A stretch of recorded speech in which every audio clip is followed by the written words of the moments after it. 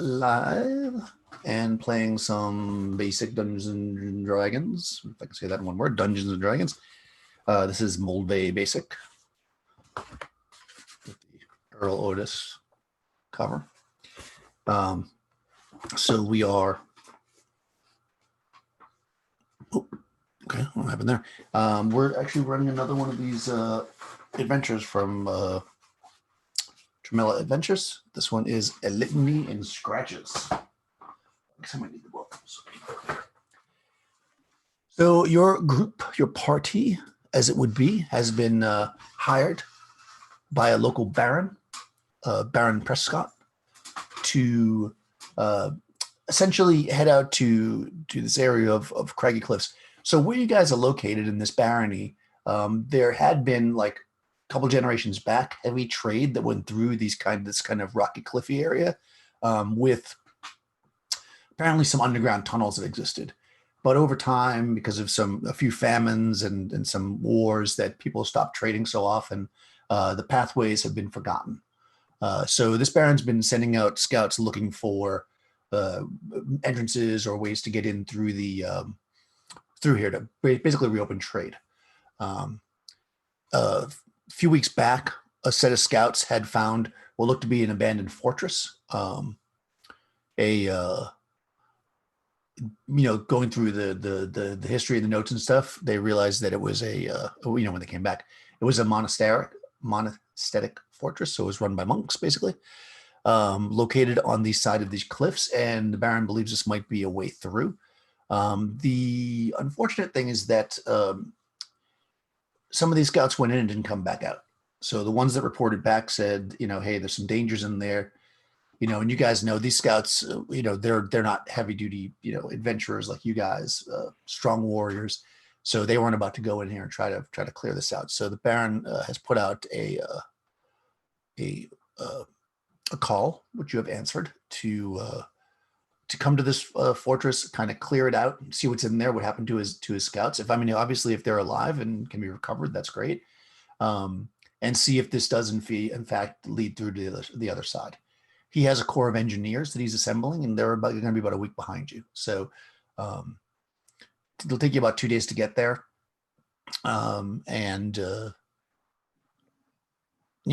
So you've been traveling, unless there's something you want to do in the town. You've been traveling for a day or so. And you're getting close to the area, because basically this is, all around this barony is like farmland and stuff. There's not a lot of nothing's really dangerous where you are. And you can see, off the mountain ranges and stuff as you're traveling, and as you're traveling through this kind of farmland on this kind of, wide roads that could easily support wagons as the trade routes and stuff. You guys are going along on your horses or ponies or what have you. And I will just go on the line. You guys can introduce your characters, and we'll go from there. So, Crystal, tell us a little bit about your character. Riding along on her horse is this human woman clad in this unique-looking armor, unique kind of for this region. It seems to be made out of some kind of leather with these plates that are just in certain areas for protection. And there are various runes and carvings and such etched into the different plates and throughout the armor itself.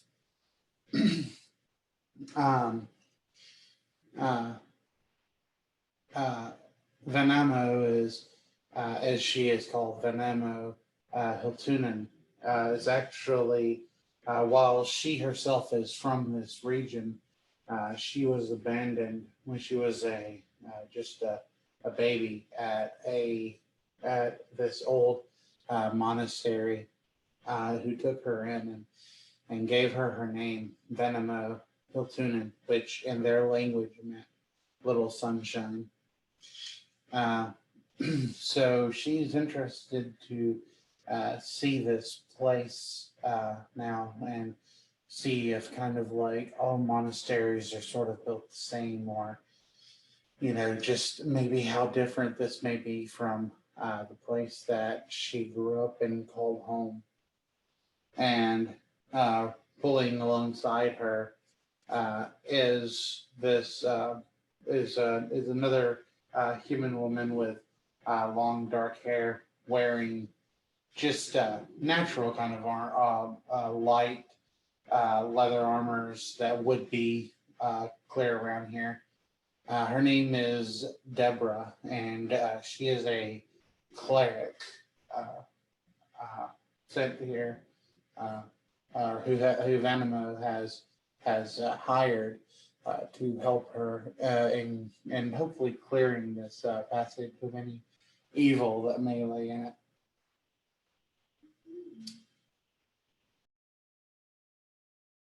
Excellent.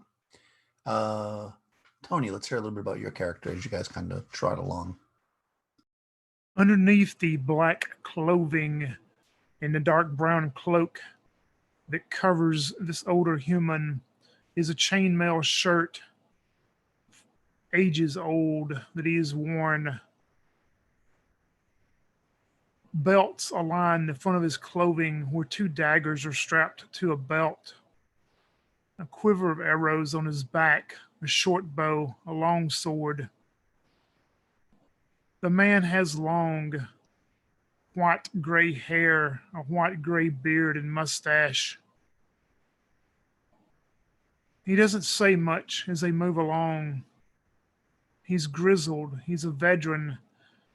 He served many a baron, many of a baroness and a princess, and protector of many. If you ask him his name, he says he is Dentai, Dentai the Black.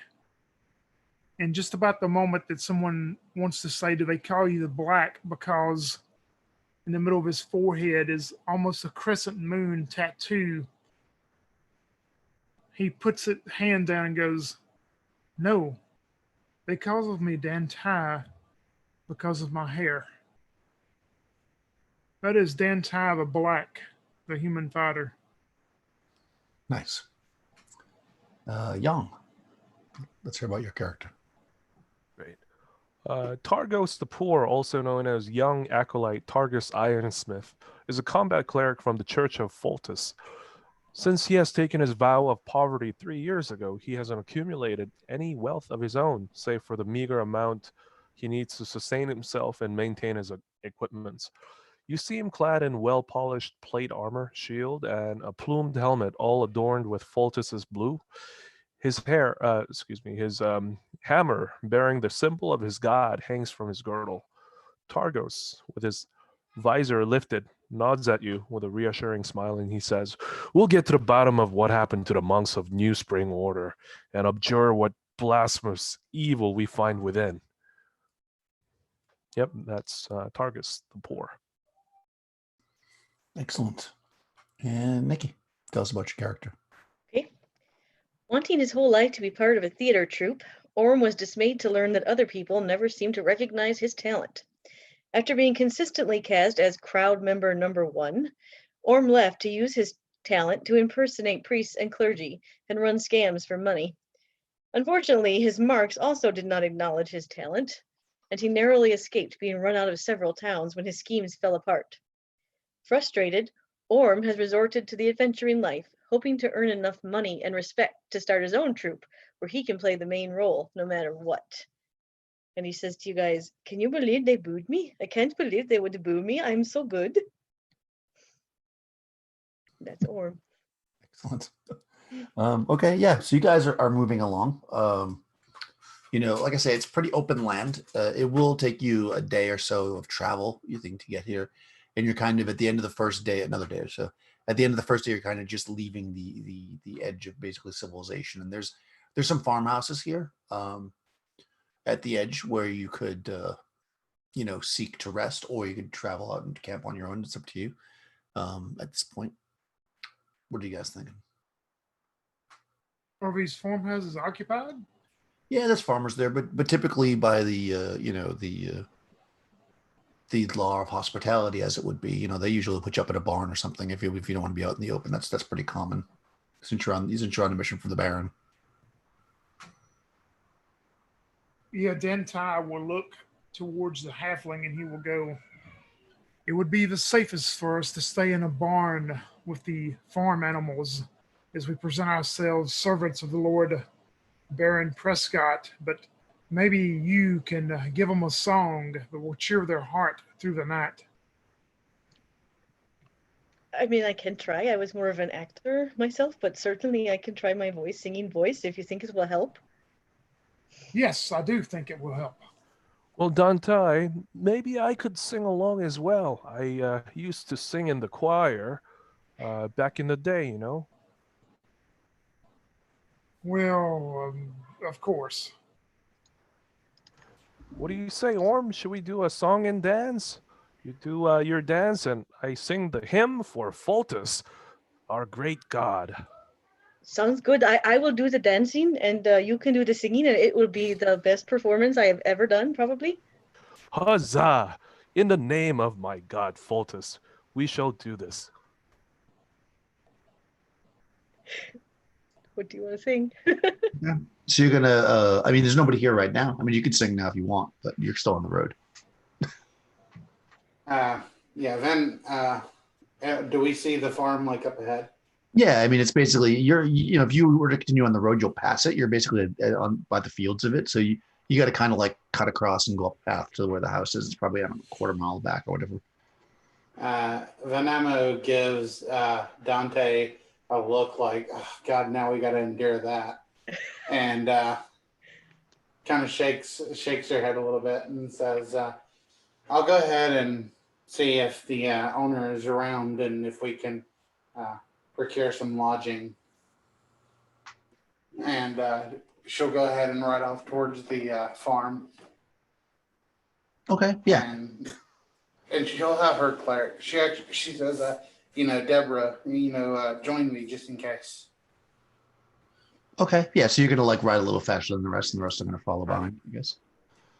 Well, as she does that, Dentai wants to go maybe 30 feet behind her and ahead of the halfling and Targos, and he wants to scope out the barn. He's looking for the security of it. He's taking eye of the barn about how to set up a protection and security of it for the night.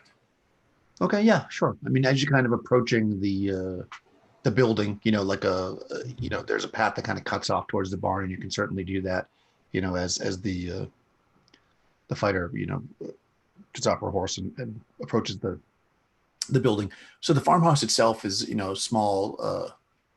I mean, it's a normal size for a farmhouse.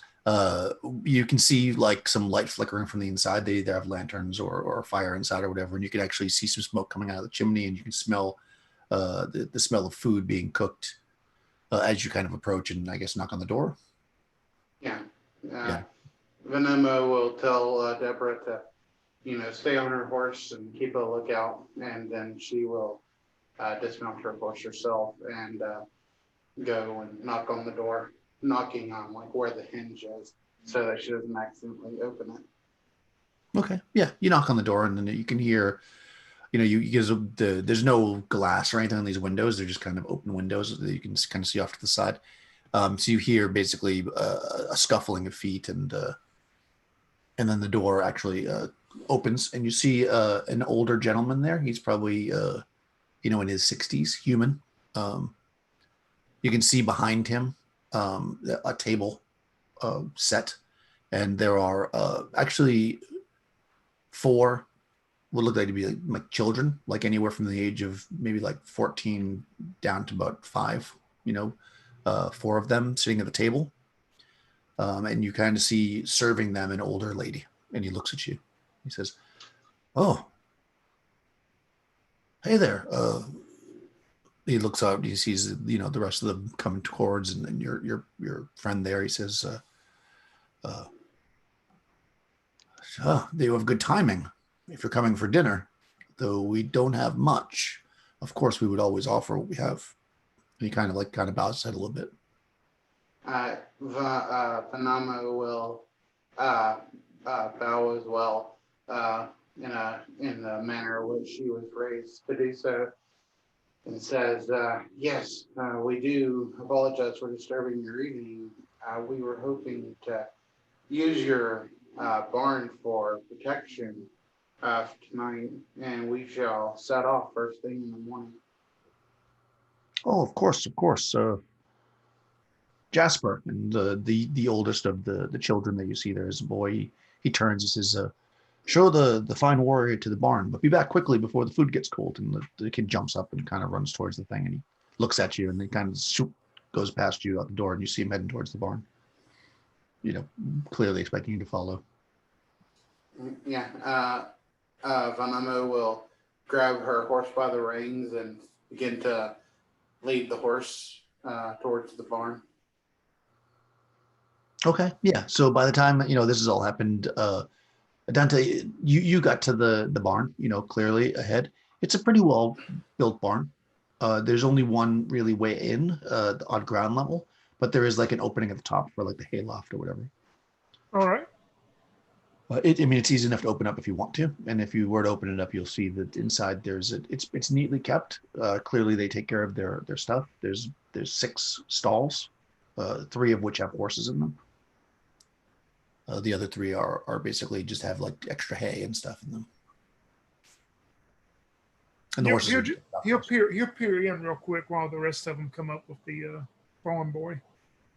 Yeah, so you look in there, and so the horses are like draft horses. They don't look to be like the nicest, maybe they're a bit older or whatever, but they're certainly more than serviceable. And like I said, everything looks really clean and organized, as noted. What you would probably expect. You don't see any other way out. I mean, you do see the hayloft up top. Because you were saying you were checking for to be able to guard it or whatever. You just really see the one way in, at ground level anyways. Yep, and when the boy gets there, Dan will pull out this small pouch of coins and hand it to the boy. He says, "Give this to your pa. Tell him it is regards from the Baron for the usage of your barn and water and grain for our horses for the night." Yeah, when you hand him the pouch, he kind of like his eyes light up because it's probably a bigger pouch of coins than he's ever seen, and he bows like awkwardly and deep, and then he says, "Yes, sir. If you need anything else, just call on us. You can just ring the bell. There's like a bell that maybe they use when they want to call for dinner or whatever. You see it hanging by the door, and then he scoots off quickly, past doing like a half bow as he runs past Venimo as well. Like he goes, as he kind of runs past him back to have his dinner. And by this time everybody's kind of pulled up at this barn. And it's more or less like as I described. It's pretty good sized barn, with 6 decent sized stalls. There's since you have your horses and stuff, if you bring them around the side, you'll see there's like an area like a corral. And in the corral, there's actually 2 more horses. They're like more like riding horses. And of course, there's plenty of space there if you want to put your horses in that corral as well. Yeah, Venimo will definitely lead her horse over to the corral and begin to, take the saddle off and brush it down and so on and so forth. Okay. Yeah. I mean, within a few minutes of you guys kind of getting organized and putting your horses in there and stuff, you see the old man approach. He looks like he probably, he's kind of coming towards you. He says, "I apologize for not tending to you immediately, but, the wife gets kind of mad if the food goes cold before we eat it. So there's plenty left over if you need any. Or I don't know if you, or if you need grain for your horses, etc. Thank you for he doesn't know, he said, I guess the kid probably described you, so he knows. So he looks at Dante and he says, I thank you and the Baron. That, but was not necessary, but I appreciate it. It will help through the winter months for sure." "Well, I have another surprise for you. Our good friend here," and he motions his hand towards your arm. "Our good friend here is a singer and a story of tales. They will come and tell your children a tale and partake of that." Oh, that would be excellent. I know they would enjoy it. We don't get much entertainment out here besides my same stories that I tell them every night, and I'm sure they're getting sick of them. And he says, I'll let them know.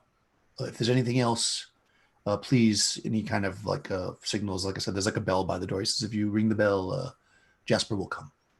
And he kind of walks back towards the house.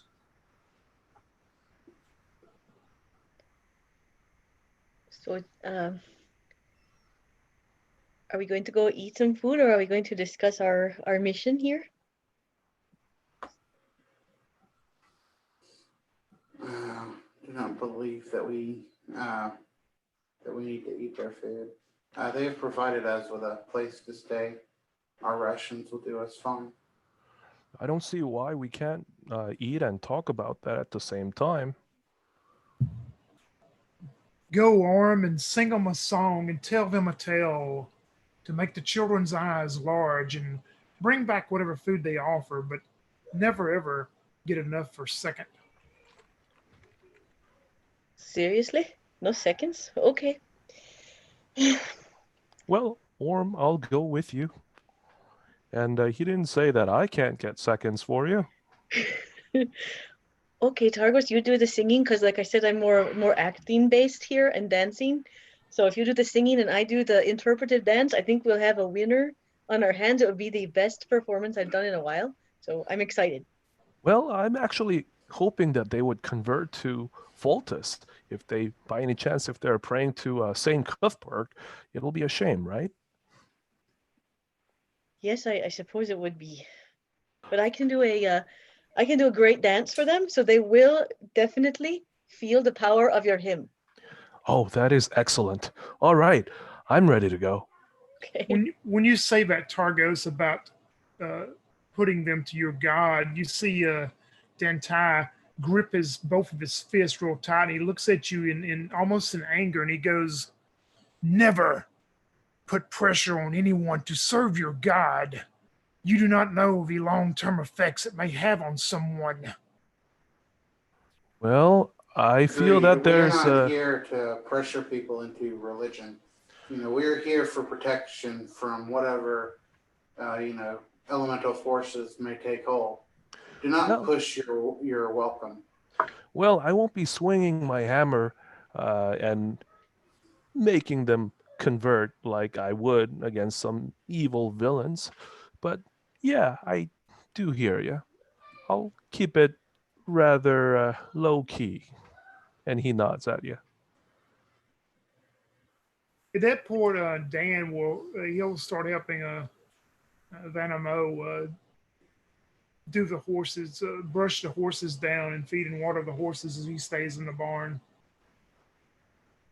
Okay, yeah. So you guys are going to approach the house.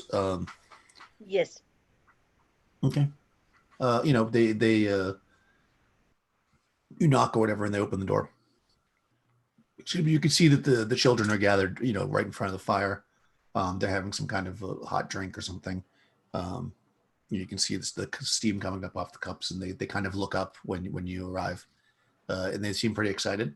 The old man was already like probably in the midst of like talking or whatever, and he gets up and he says, welcome, come. My grandchildren look forward to your entertainment, as do I and my wife." And then he goes back and kind of sits with them, as does the older lady who comes forward and sits down as well. Okay, Targos, do you want to sing your song? And I will do the interpretive dance. Modern Then dancing. It's new, got it from the city. you see Targos go me me me me me me me me me oh, and then he breaks out into a song. He says, "Oh, solemn grace of Foltest, oh shine thy light on us. Let thy humble servant sing thy praise for boo." And you see Orm doing a very strange interpretive dance with a lot of big motions and surprised faces and oh, look at that, and just very, very over the top and really, really bad. I mean, he's really bad. So Yeah. Well, so the the older people, they kind of clap very politely. But the youngest child is very, very into it, and actually gets up and starts dancing a little bit as well, mimicking your moves. So then the old man says, "Oh, thank you. That was entertaining, and we appreciate you coming in to offer that to us. You know, Saint Cuthbert be praised." And then he says, "So there's some bread over here and some extra soup if you'd like." You see the face of Targus turn ashen as he hears the mention of Saint Cuthbert and says, "Well, we shall enjoy your food and lodging, sir. It is most kind of you." He kind of like does the sign of Saint Cuthbert and then goes back and starts to sing actually a good song. As you guys walk back to the bar. While that is going on, Dan looks over towards Van as they're grooming the horses and goes, "Well, at least we will be spared of the heavenly hymns tonight." I don't know. Once he gets started, he just tends to go on and on.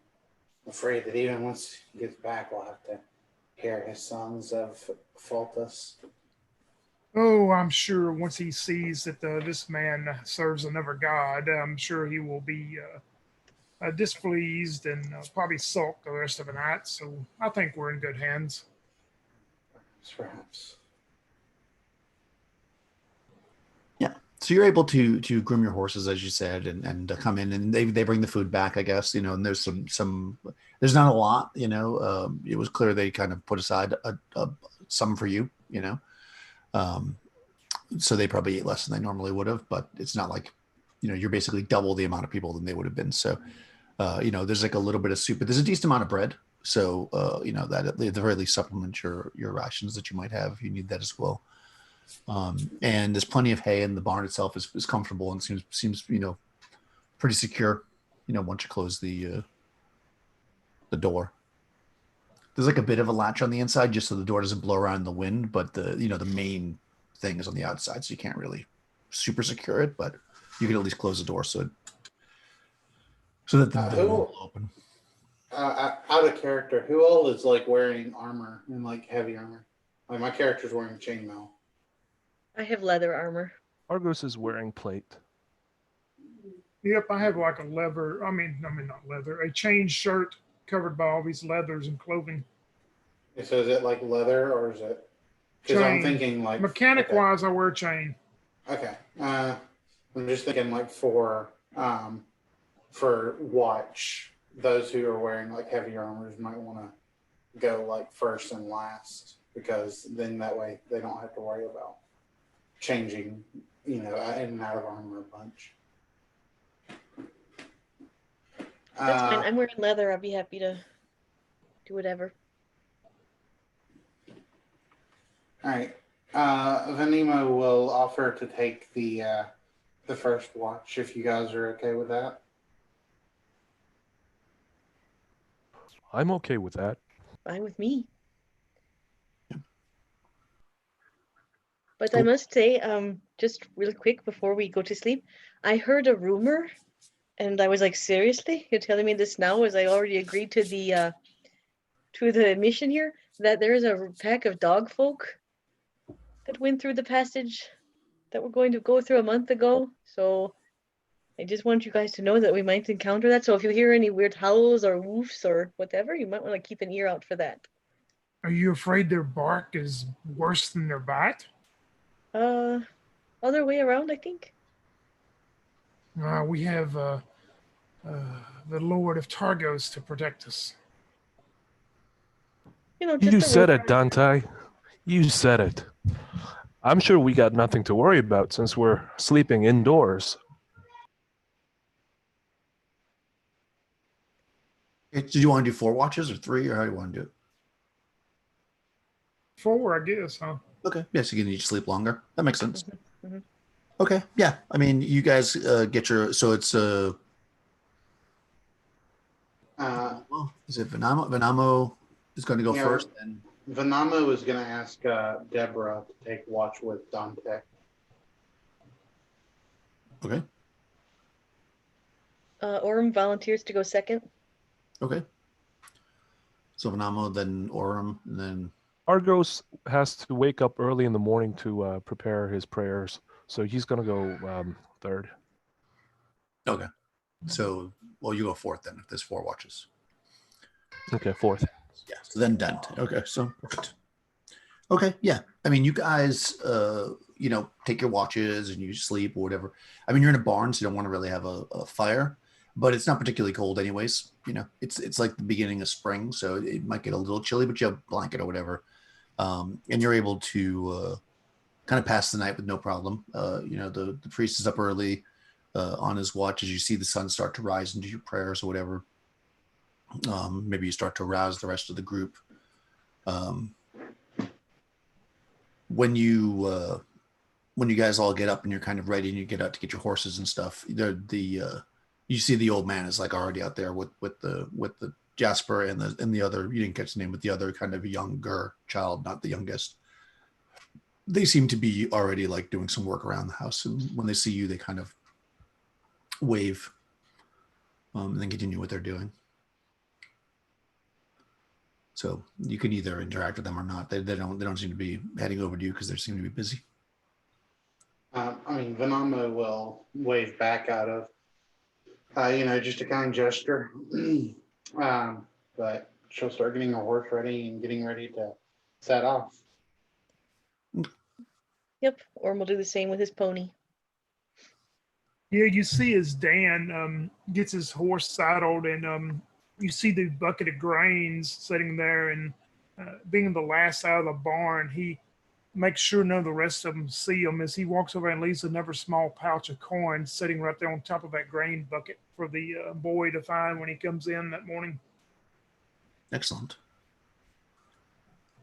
Yeah, so you guys are able to, get your stuff, and you do that. Nobody really sees you. They don't really go to the barn. They once they actually see you start to leave, they once again wave and give the, kind of a goodbye, and you're off. So this has basically been the last of the farmland. I mean, their land extends much further, but this is the last house that you see. So after a few hours of traveling and you pass by the end of the farmland, it starts to kind of just break up into, there's a bit of a foresty area, and then it opens up again to kind of like plains that probably could be farmed if there was enough people to get out there, but mostly flat area. And again, you can always see coming up this kind of they actually call it there's a name, and I would tell you the name. They call it they actually call this area the wall of the high Uvet. So it's basically just a set of cliff, like sheer cliffs that are before the mountains, because there's a lot of these kind of if you know like how the Southwest is in the U.S., how there's like these areas that have like a lot of like you're up and down canyons and stuff. It's kind of like that. It's what you're gonna basically be encountering. But anyways, you travel throughout the day. You don't really see, this isn't really a trade route anymore, so you don't really encounter any people or anything. You see that they're probably you pick up a few tracks here and there, some animals, but nothing seems to be out of the ordinary or stick out to you. And as you start to approach, kind of like midday, a little bit beyond, you can now see actually cut into the side of that cliff, the fortress. You think they were talking about the monastic fortress. Basically, it's the fortress itself seems like it's fitted into the wall. It just sticks out a little bit. And it's about 200 or so feet up off the ground with a large set of stairs, kind of switchback stairs heading up to it. And they 100% seem like they're made stairs. Like it's not like they just cut into the thing. Like this is something that was well formed and created as you kind of come up to it. So we'll just kind of put you right at the bottom of it. So basically what you're doing is you're looking at, let me see if I can show you this. Is that can I do that? Yeah. All right. Oh, except that it's there. We go. So I mean, clearly you can't see through the wall; it's not invisible. But you see these stairs coming up. Each one of these staircases is roughly 100 feet. So you're looking at about 200 feet up. You see basically a clear entrance into this gatehouse, which kind of has the battlements at the top. And it looks to be the whole gatehouse itself looks to be maybe another 100 feet tall. Is this the settlement is this the place we're looking for? Yep. As far as you can tell, I mean, you followed the directions that they gave you, and this meets the description of what they saw. It's basically you can tell that it's the reason why they knew that it was monastic is because they went back and researched and they looked to see who had fortresses and gates and stuff, and that's how they know that it is. There's no outward sign to you of that. It looks just basically like a stone, well-made stone kind of fortress. This isn't what I was expecting at all. Where I grew up, it's mostly a large open place with several beautiful columns, well decorated with lots of arts and such. This looks just more like a fortress tower to me.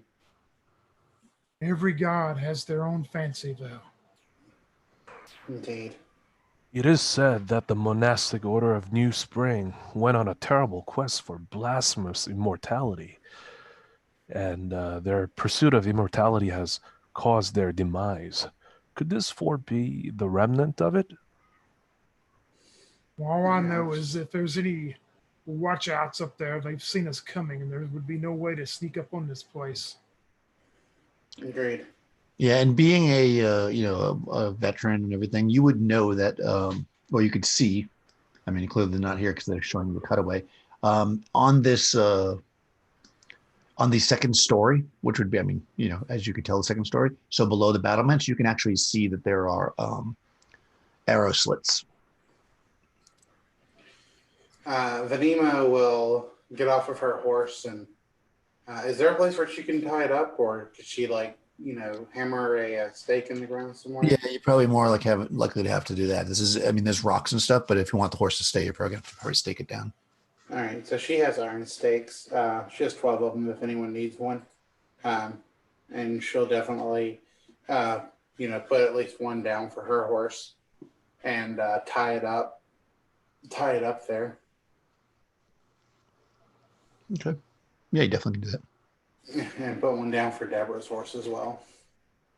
Can I borrow one of those, Vanamo? Yeah, of course. Thank you. Argos has his own stake, so he's going to use that. Do you need one, Dan? Yep, you can throw him one, he'll catch it, and much obliged. No problem. And once we all get our horses in the ground and everything, she's going to take out her shield and, she makes sure that her sword is strapped on right. And then she pulls the spear from her horse, which she has kept there. And she'll say, well, suppose I'll lead the way. I think I have the best chance of surviving here. Shall arrows rain upon us?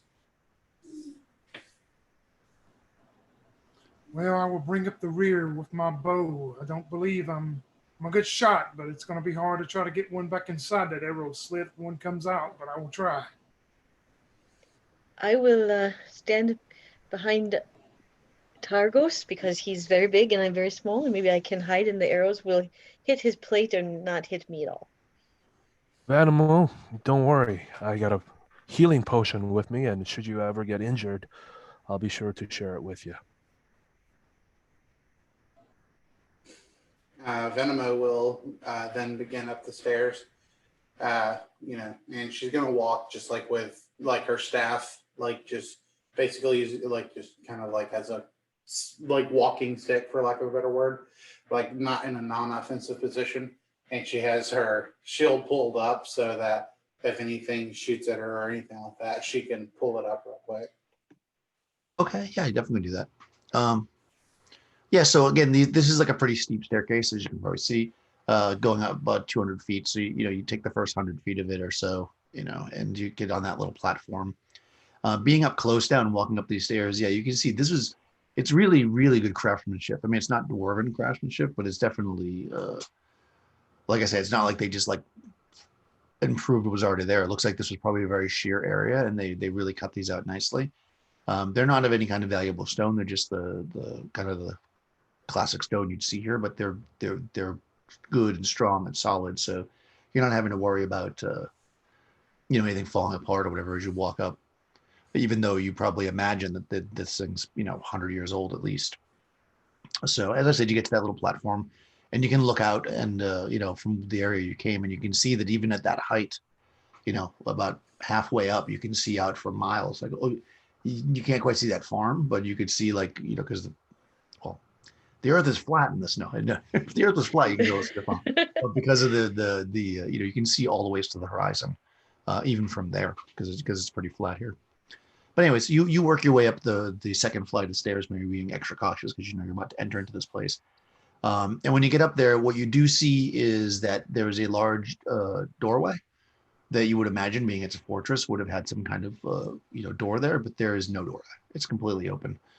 And you can kind of look in. It's dark in there for the most part, although the sun is kind of coming through a bit. And you're looking into kind of a bit of a hallway that looks like it goes more or less straight through the building, and then seems to basically kind of keep going, like, because you can tell that like at a certain point the building like ends, for lack of a better word, and then it goes into like a kind of a more of a tunnel shaped area that looks like it was cut through the stone. How dark is it in this place? It's super dark. I mean, it's like there's no windows at all, so except for the light that's coming through the door, that's all you've got. So you've got like a bit of light going down. You do see that there's a doorway on the right hand side and the left hand side, but both of those are doorways that look like they should have had doors in them, and there's no doors, so you don't see any doors at all. And like I said, it goes through, to give you a scale, this is about 100 feet or so deep. So it goes about 100 feet in, and you can see that it opens up to a tunnel, but you're just like straining your eyes to see that because it's dark in there. Does anyone have any torch or lantern light that we can use? I have a lantern if you need it. Well, my hands are a bit full, but if you wouldn't mind Well, lighting it up for us. I could cast the blessings of Fultus. He's a god of light after all. I could help you glow and walk through this Yes. darkness. Cast it upon my shield, and I shall lead the way for us. Very well. He raises his hand and he says, "The light of Fultus be with us, that the evil doors may flee." And all of a sudden, you are encased in light. You are the light source. You see Orm behind you, kind of imitating you, like trying to get your mannerisms down in case he ever has to play a cleric in a play. Huh. You just casting a light spell? Yeah. Okay. Yeah. So you cast it upon the shield of the warrior Vanamo, and your shield lights up. And you can see out again. The light spell goes out about 30 or so feet, but again, there's enough bounce and stuff that you can see that what your straining eyes had seen, you can confirm. Basically, the hallway runs down about 100 or so feet. Then it looks like it opens up, like kind of into a bigger space, and that looks like it's a tunnel, in the sense that it is like cut versus being crafted with stone. But there are doors on the right side and the left side, doorways, I should say, on the right side and the left side of you. And both of those do not have actual doors in them. They just have openings. Okay. Venimo will begin to walk forward. And now she's going to use her staff. Like, so she has her shield up so she can light the way. And she's going to use her spear, and the butt of it, she's just going to kind of reach out and, poking the ground in front of her, using it basically like a 10-foot pole, trying to check if there's any places where it looks like there's a loose stone tile or anything like that. She'll kind of poke at it and make sure it doesn't do anything as she heads up towards that towards the first doorway. Sure. So yeah, you are able to walk up no problem. You're kind of tapping. You're checking for any cracks. The floor is cobbled, in cut stone. It's a standard kind of fortress the way you would imagine it to be. You don't find anything that seems out of whack in that case. And when you come to that first, so basically the first floor, the floor that you're on, is mirrored by the one above it. So you can probably just obviously accept the stairs. When you look into that door to the right, you can see that there's a like a longish room, and in the room is a staircase going up. Otherwise, the room itself appears to be completely empty, except for you do see a lot of kind of like debris, like leaves and stuff that may have blown in that are kind of like gathered around the corners. There is a bit of a breeze in here coming through because there's that tunnel that pierces the wall. There's a staircase inside, but I believe we should clear the bottom floor before we continue upwards. We don't want anything sneaking up behind us. Wise words, Vanimo. Wise words indeed. Lovely. And so she will nod and continue down the hall and towards the second doorway, doing the same thing. Yeah, so the second doorway, which would be on your left, is only just a few feet past it. So like you look in the first one, and then you kind of just walk like 3 steps past it, and you're already at the second door. It opens up into a rectangular room, much like that first room. It is essentially empty. There's nothing on the walls. There's no furniture. You do see some debris of like leaves and stuff. Maybe a few branches here and there, dirt, stuff like that. You do see those. Now you're on the inside, so you see the arrow slits. And right in front of each arrow slit, there's like a little built into the wall. It's like a little step of stone, so you can stand up and shoot through the arrow slits in the wall. There's like a half dozen of them in this room, but otherwise, again, the room is pretty much empty. Well, Dante, it looks like this would be a pretty easy position to defend.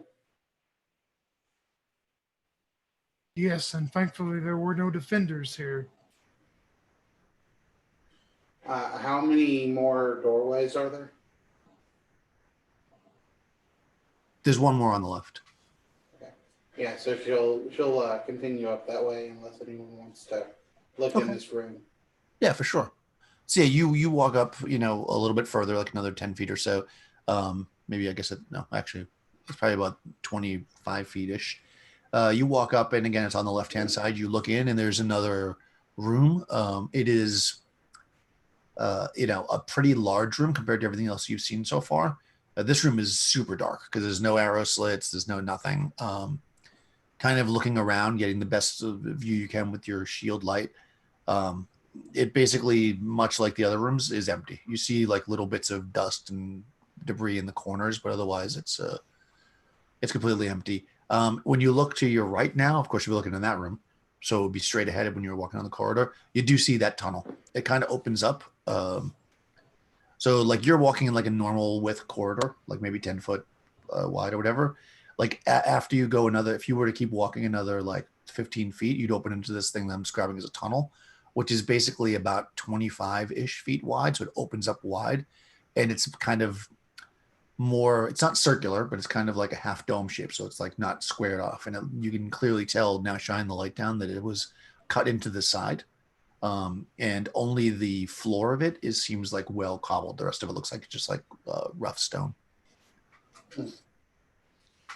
Well, there seems to be another tunnel back here.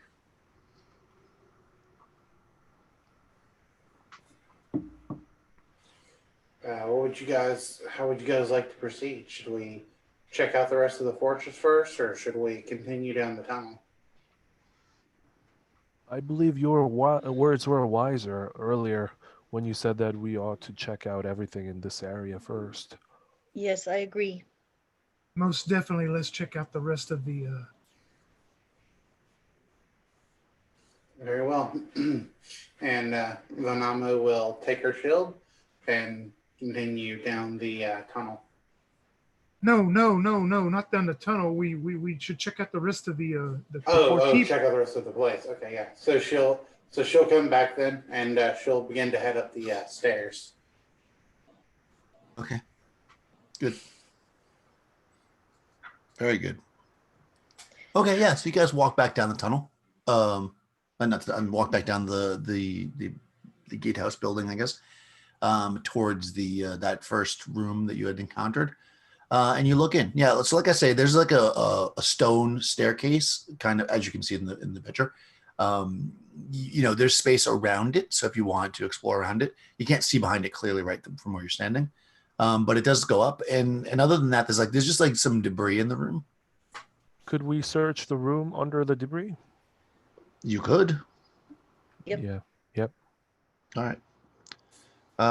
Yeah, of course. So you know, without Saint Cuthbert to guide you, you don't have much of a chance. But Foltus.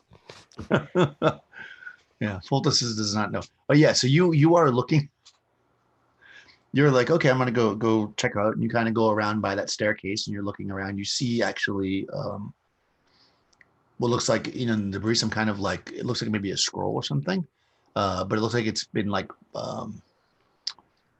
it's been fire damaged a bit. So you pick it up to kind of look at it, and you can see that it appears to have some hastily drawn erotica on it. Oh, by the gods. And then he just rips it up real quick and then tosses it to the side.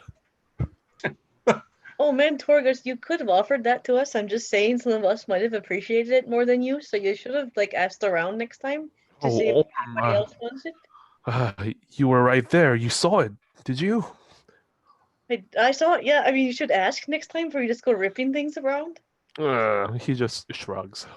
So, or as you're saying that, you're like looking too, and you like pull out again another like kind of piece of paper that's burnt, and it's the other half of that erotic. Yeah. So it looks like somebody tried to burn it, but it like just broke it in half and in two different pieces. Yeah. I literally rolled the same thing twice. That's too funny. Yes, that's all you find down there, really. There's just some debris and the sticks and stuff. Is anybody else searching? Deborah will search. Okay. Deborah the cleric is searching as well. She finds what looks like a chisel. But it's not like a really finely crafted one. It looks like maybe somebody needed to like a chisel and they didn't have one, so they took like what was maybe like a broken knife or something and kind of like formed it out into a chisel. So it's a chisel, but it's kind of like, it's serviceable, but it's not really worth anything. Yeah, she kind of like looks over and then she kind of like and like tosses it behind her. Dantai would, seeing her toss it, he will go pick it up and take a look at it. Yeah. It looks like it basically it's a stoneworking chisel, not a woodworking chisel, so it's not sharp particularly, it's more blunted. Looks like they took maybe some kind of a knife and then bent it over and kind of hammered it flat and then kind of gave it a bit of an edge to use as a chisel.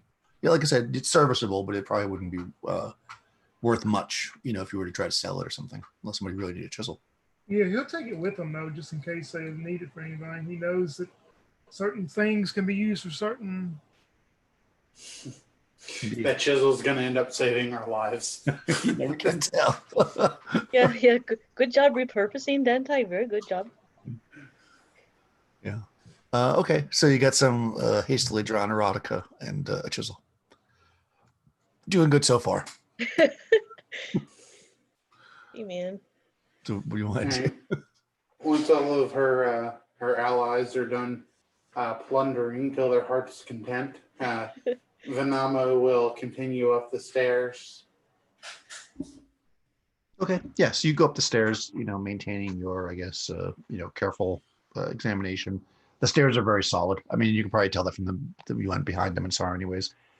And you end up, I mean, you can see it on the map. You end up in this kind of room where the stairs come in. There's two doors going off to the side. On basically what will be the other side of the room. This room, again, it's empty. You know, there's just little bits of junk here and there, but nothing, no furniture, no tapestries, nothing, no weapons, nothing like that. Okay, she'll go ahead and look in the room that with what looks like a ladder first. Yep. Because that looks like it's closer. Yeah, it would be. So yeah, you look in the first room, and yeah, exactly. It's this room actually has more than the rest because there's a hole in the ceiling, with a ladder going up through it. This room's got a lot of leaves and just debris, but lots of small stones and stuff that maybe fell from the upper cliff wall or dirt. So this room's actually kind of messy, but again, no furniture, no tapestries, no things that signs of like human or whatever occupancy. No Place. erotica on the walls. No, not on the walls. Okay. The place looks like it's been ransacked a long time ago. Well, Targus, what do you know about this Order of the New Spring? I mean, it is very odd. There are no symbols or tapestries of artwork or any type of things displayed. What do you know about them? Well, I heard from Father Tyrael back at the temple that it was an order of monks, and it's called the Order of New Spring, but they sought to blaspheme their Lord by pursuing immortality. I don't know exactly what they've done, but their pursuit of immortality must have caused their demise. So we may find some remnants of evil relics or evidence of vile rituals within. Hmm. Hmm. I'm so glad I never tried to impersonate one of these priests. That would have gone very badly for me, I think. Venamo will nod and go ahead and head towards the second room if no one's going to search the latter room. Okay, yeah. So you go down and check that room out, and much like the others, it's got some dirt and debris in the corners and some junk, some rocks and stuff, but nothing that would show signs of any kind of occupancy by any kind of humanoid or intelligent species. This wall also has the arrow slits because now you're basically yeah. Yeah, very easy to defend indeed. What do you guys think? Do you want to explore the ladder as well, or should we go back down towards that tunnel? You've come up this far. Keep Might going as up. well. Keep going up. Very well. And Venamo will lead the way to the ladder room. Okay, excellent. Yeah, I mean, you guys go back. Of course, you're maybe a little bit clustered together, right? Because, like you said, it's dark, right? Mhm. So you're kind of leading the way with the with the light spell on the shield, and you climb the ladder, and you see you're basically on the top. You see the battlements. There's lots of debris up here. Looks like maybe on the cliffs above, which are way too tall probably to climb. Even for maybe a very brave thief. Maybe there's vegetation and stuff up there because you see some branches and kind of dirt and stuff that's up here, which might explain how it's in the bottom part as well. Kind of scattered around, but again, no weapons, nothing like that up here. It's just basically an empty rooftop.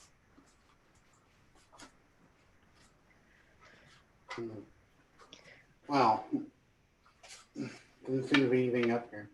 A bit anticlimactic, I think. Wow, that was kind of disappointing.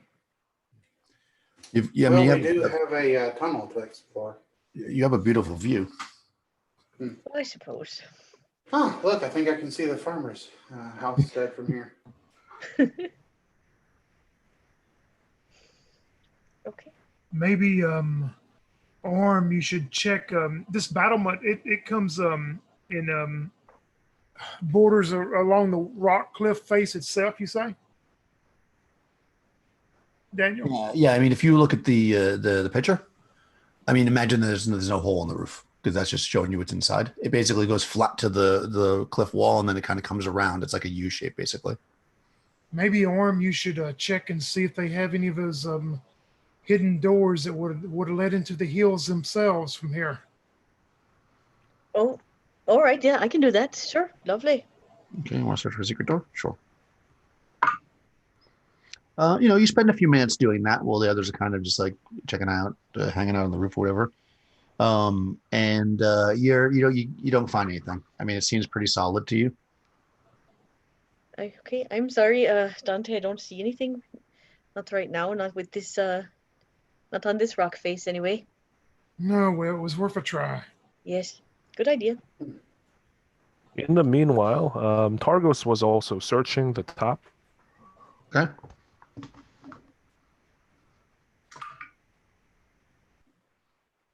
Yeah, so you're looking around up there, and you come across a bundle of quills, like for writing. It's a pretty nice set of them, like somebody might have like on a desk or something. You're kind of strange to be sitting up here because it's not like one quill, but there's like maybe like a half dozen of them like tied together with a nice piece of string, and it's just kind of like tossed off to the side, basically with some leaves and stuff on it.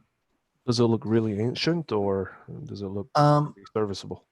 they look old, but you think you could probably still use them. Yeah, I mean they're not like 1,000 years old, but you think that they're probably they could be 100 years old, but they're preserved well enough. Yeah, he picks them up and says, "Hey, look what I found! I've found a bundle of quills. Anybody want some?" Interesting. While he was searching the top of the roof, Deborah would like to go down the ladder, and she'd like to search that room in there.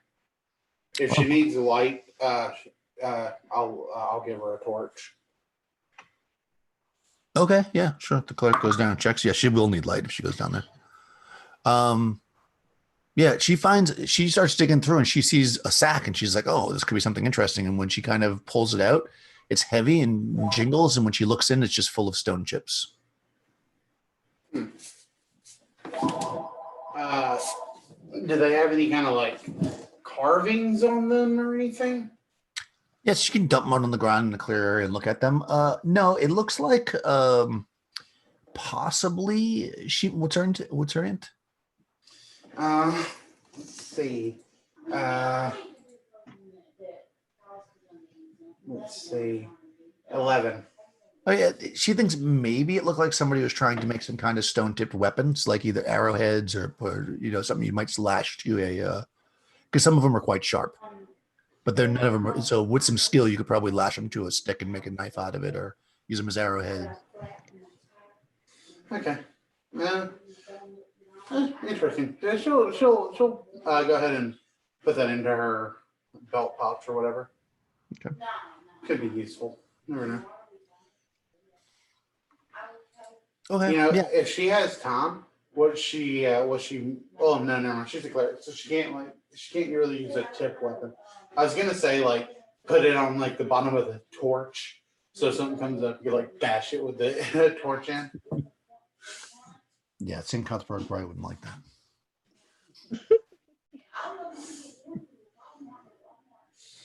So yeah.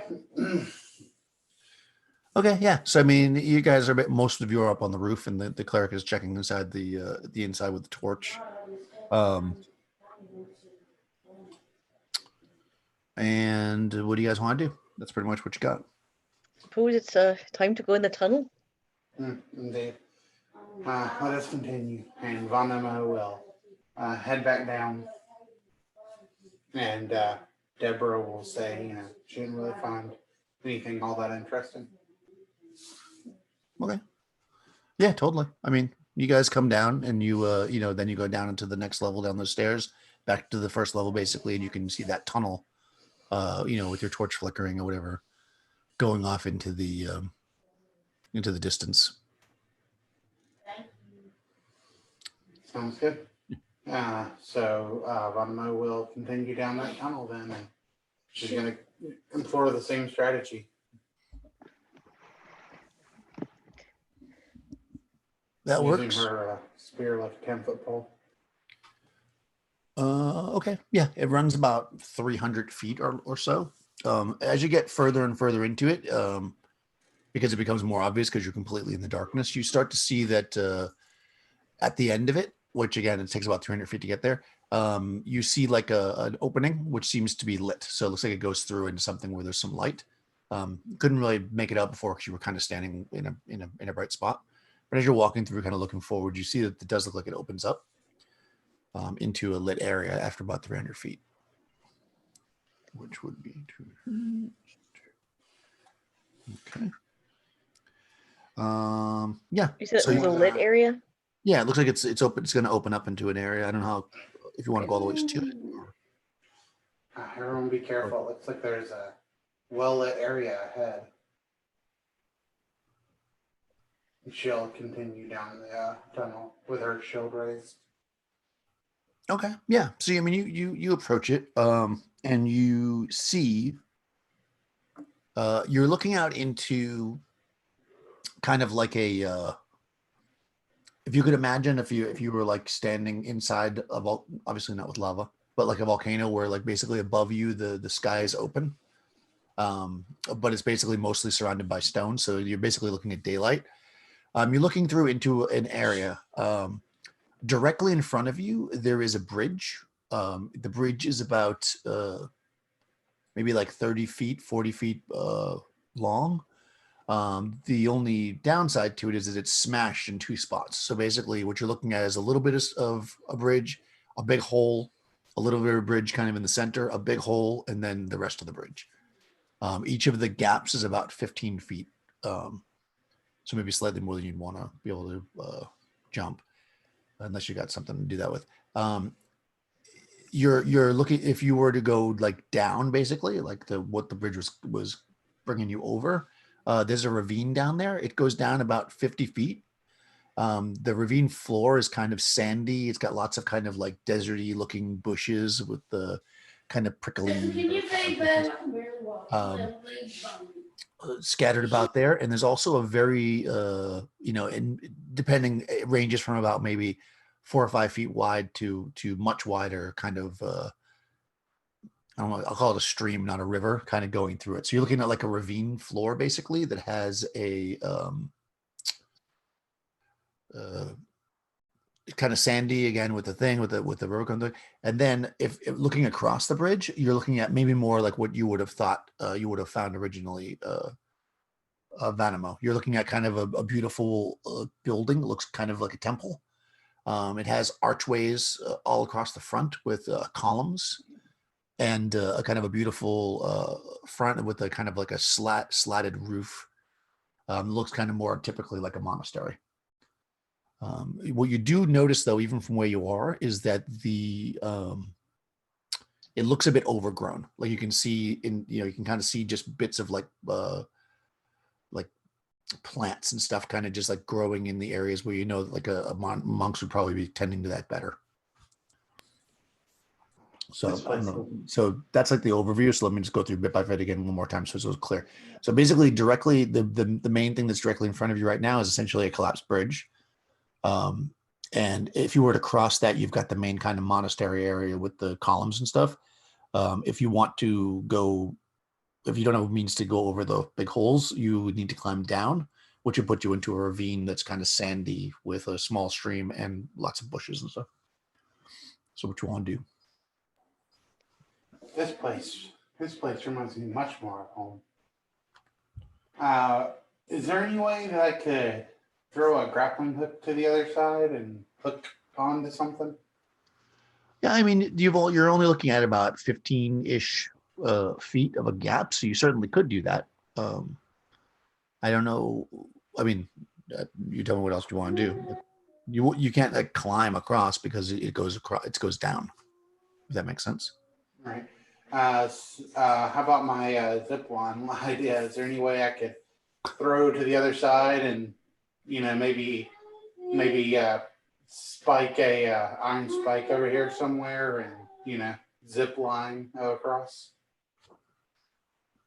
I mean, Do you mean to say that you want to go over there and secure the line with a spike so that we can slide down that rope? Oh no, I mean I have a grappling hook. I could just toss it to the other side and catch onto something. Well, and then I can put a spike over here and tie it up over here so we can zip line across. Well, Vanamo, I do admire what you're suggesting, but considering that I'm wearing this plate armor, if I were to go on it, I'm afraid it may just simply snap that rope altogether, or I could lose a grip and fall down this ravine. Sure. Are there not easier passages that we can take first?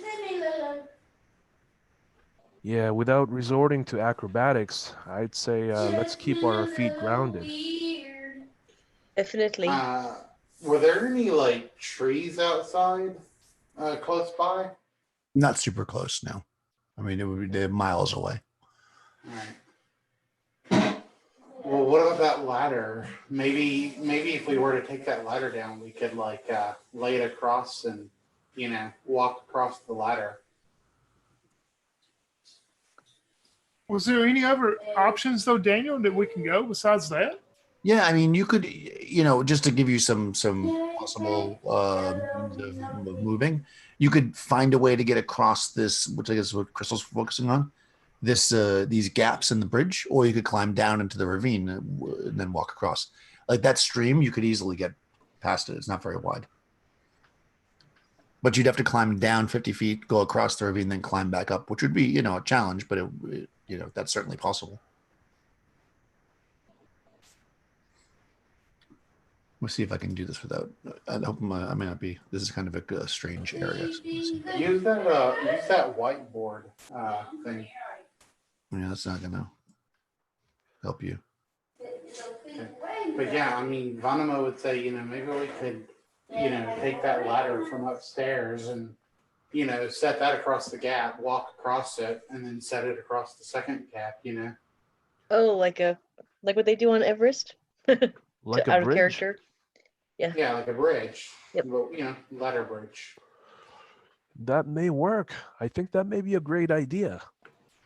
I mean, do you think the ladder will hold you, Targos, with your mail and everything that you have on? Well, it did held me while I was climbing up on it earlier. Okay, so all right, so I did this so you can see basically what you're facing. So you are on the left-hand side. So you can see that there's this bridge that's been collapsed. Below you, down below, you get that river, or stream, or whatever you want to call it.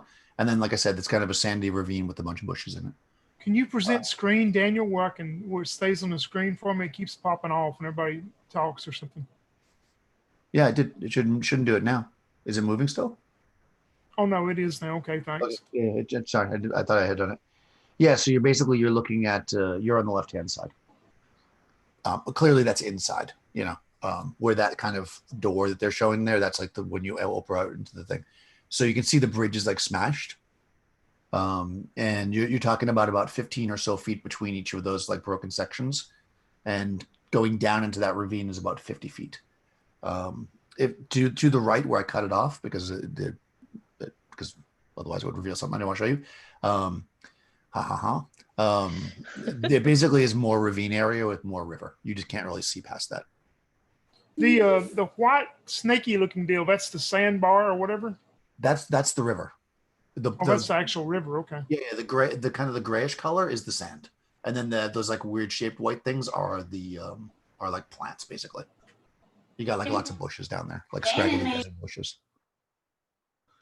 Beware of the skeleton-looking plant down there. Just kidding. I know. I was just looking at them like they almost look like faces, don't they? It's so weird. Yeah. I think the ladder bridge idea might work, guys. I mean, it might work. Yeah. Well, let's go and get it. How long was that ladder, Daniel? That's a good question. Let me just look at it. It should be long enough, though, I think. Yeah, because the whole thing's 100 feet. It's probably like 20 feet long, I'd say at least. I mean, that seems like the best bet. I mean, we don't know what's down in that sandy barge or in those bushes. So Yeah. plus, even if we did get over there, then we would have to actually throw a rope up 50 feet, and I mean that would be no easy task. Right. Well, I'm sure when Targos falls and lands into that sand down there, but if he's still alive, he'll find out what's down there. Fair enough. Fair enough. Well, let's go back there and find out if that ladder is detachable. Yep. Okay. Okay. Yeah, so you go back. And you climb up. Okay, so you get up, you get into that room with the ladder. I mean, yeah, you think you can take it off the wall. It's basically installed there.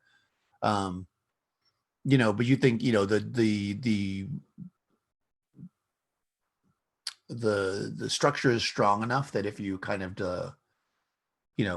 pull it apart, pull it off the wall, it'll still stay together. It's not like individual pieces. So you definitely can do that. Yeah, that works. It's going to take you a little bit though. So by the time you get all that done, if you hadn't already just put it out anyways, your torch is out, and also so is that light spell. That only lasts for 12 turns. So basically by the time you get it done, you're in the dark. I'll get out my lantern. Orm has a lantern, so he'll get that out. Okay. But yeah, you definitely can do that. It's about 20 feet long, the ladder. So being those gaps being like 15 feet, I mean, you got a little bit of a couple feet on each side, so it's fairly safe. All right. Once we get back to the bridge then and we set the ladder across and we put it into place, Vonimo will she wants to take her rope and her grappling hook, and she wants to toss it to the other side and pull it to where she knows it's secure. And she's gonna tie the rope around herself so that if she falls, the rope will end up catching her. Okay, yeah. I mean, the only thing you have to do to get this over here is just kind of there's two ways to do it. I like to give you two ways because I'm very kind like that. You could either just stand the ladder up and then drop it so it covers the range and smash it on the other side. That might give a chance that the ladder might break if you do that. Or if you want to take a risk and use the strength of your character, you could kind of keep the ladder relatively level and kind of just slide it across. If that makes sense. I'd say Argos suggests tying the top of the ladder with a rope and then slowly lowering it down so that it stands upright near the edge, and then slowly, a couple of them would be holding the ladder and another one would be keeping it from sliding backwards, and slowly putting it down like a drawbridge. sounds good. Yeah.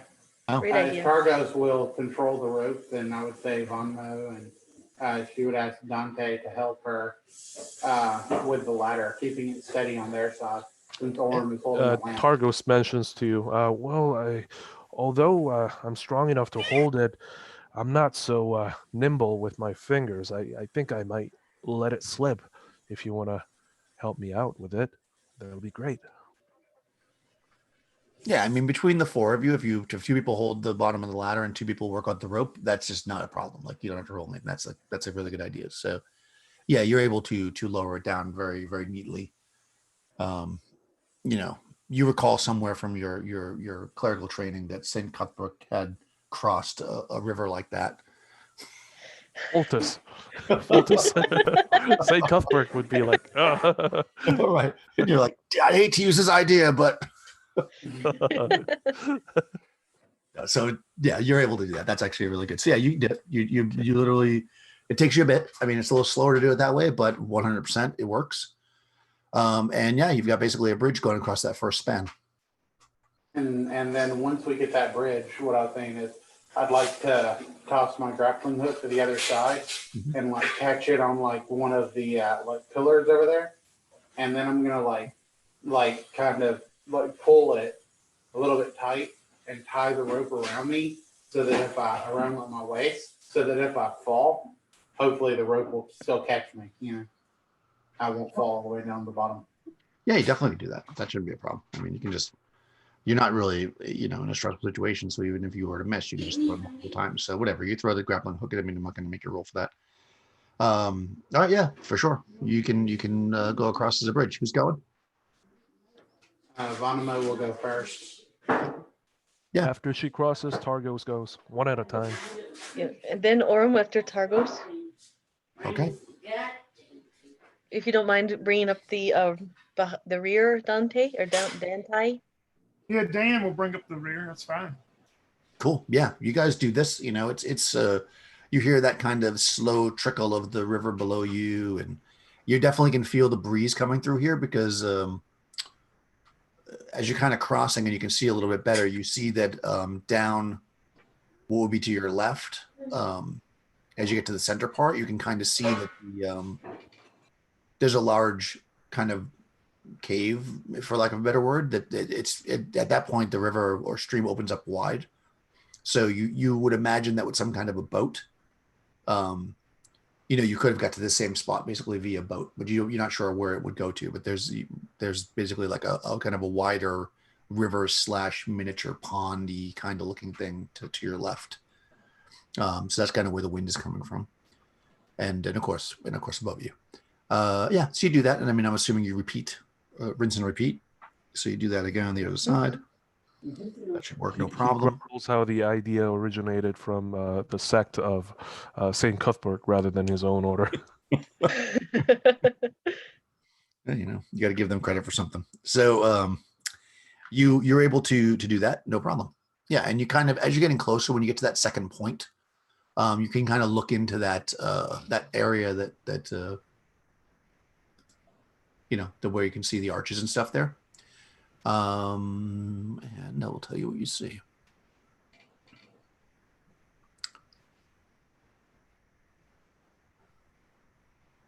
So you see a lot of, I guess you would see all the way through that. Yeah, you basically, this area is I suppose it doesn't hurt just to show you the whole map. Let me just show you the whole map. It's a bit easier to. This one's a little bit weird. That's why. But now let me just explain it first. So basically, that columned area is, imagine it being two sets of columns. So the first ones that you can kind of see in the picture, like 10 feet beyond that, there's another set of columns. So it's basically like a walkway, I guess would be for like a hallway, you might call it, but it's open. You can see through on both sides. And you're looking into what looks like an incredibly overgrown garden. You can see that there's lots of kind of tangly looking vines and leaves and stuff that are kind of protruding through even into that first like walkway area. And the garden itself seems to have this kind of large, like a tree or something that just has like these massive branches growing into it. You can't really fully see it because of your position, but basically you're looking through into this area that looks like it's incredibly overgrown as you kind of cross into that final stage there. And of course the ladder thing works. I mean, you just take your time and you're able to do it. So I'll put you on the other side there. So you're basically on that other side. I'm just going to show you the map, which is easier. Let's see if I can do this with So just so you know, on these maps, like whenever you're looking at them, they are basically, if it shows through something, that doesn't necessarily mean the wall's destroyed. It just means that you can see through it. So like right here, that floor is there. That's that kind of tree that you can see on the other side. And you guys just came from kind of over here. So you can kind of see this is like L-shaped. So you can do it, would you be able to see? So you see this kind of nasty, gigantic tree with like, all kind of leaves coming through. So this whole area looks overgrown, basically. Other than that, from where you're standing, which would be basically on that last piece of the bridge, you don't see much else without further exploration. Maybe you should sneak up there, Arm, and take a look inside before the rest of us come. You're the quietest of us all. Sure, and I can use the overgrowth as cover as well, so that's a good idea. Well, Orm, I don't feel too good about that overgrowth. That tree, these vines, they don't feel very natural to me. What do you think?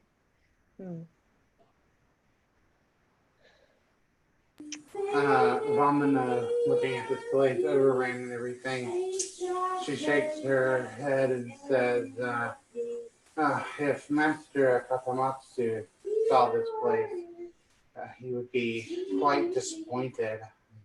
No monastery should have plants running so wild like this. Can I try to sneak up there and see what I can see more, as quiet as I can? Yeah, of course. So you want to kind of, if you want, because this is technically inside, I guess, but Because there are those bushes, like you suggested. If you want to like try to stay close to them, you could use your outdoor percentage. Or if you're nervous because the cleric doesn't want you to go near them, we'll use your dungeon one. That's up to you. Whichever one you want to use. Like, what's your procedure? Like, how would you like to do it? We use the dungeon one, which is the 1/3 chance. Okay. She's going to kind of walk up into that hallway, or avoiding any of the bushy bushes. All right. Fair enough. Yes. All right. Yeah. I mean, you kind of creep up there. Everybody's waiting for you. They're like, burgle something. Right. So you creep up as silently as you can, and you can see that area is like an L-shaped hallway. And like I said, you can see into this garden. It looks like that.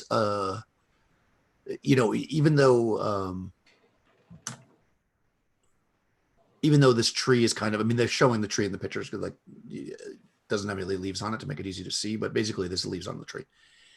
Even though it's pretty overgrown with leaves, you can see that that's kind of like a large garden area. And on the other side, there's another kind of door. So if you were to pass through the garden, there's a door on the other side that you could go through. Or you could go to the left, which looks like it goes to an area that has a set of stairs going up. Or you could go to the right, which is it's like an L shape. So you'd go to the right and then you'd have to figure out what's over there. You can't really see that without moving. Okay. I will go back and relay this information to my fellow adventurers and ask which way they'd like to go first. Yeah. So like see, like right here, this like, like if you go to the left, you can see that like it goes to a building that has a second floor. That's where the stairs are. And then the door is right there. Before we continue, can we take a small bio break? Yeah, we could take a break. We'll take 5 minutes. All right. All right. Sounds great.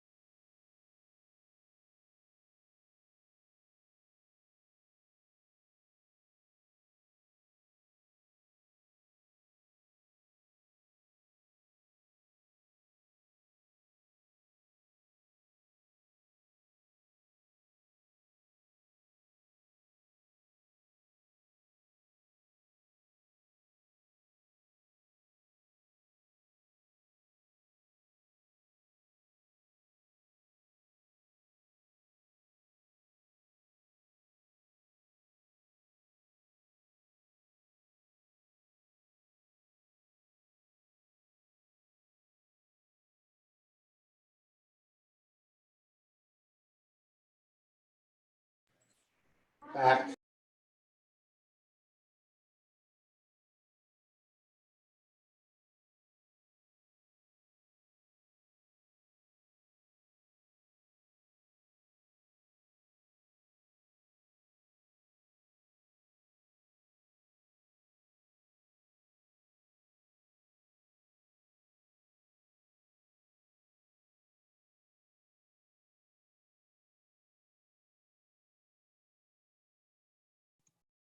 I'm back.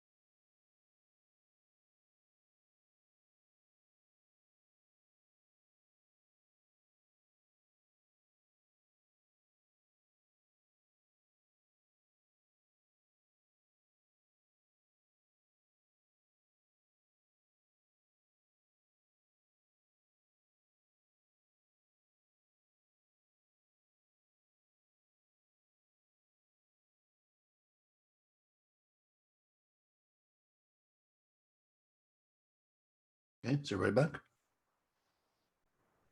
I'm back. Back.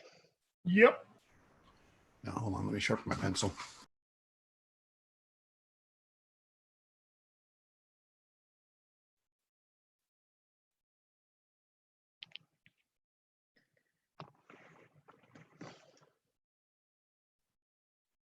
I'm clearly going to need a sharp pencil for this one.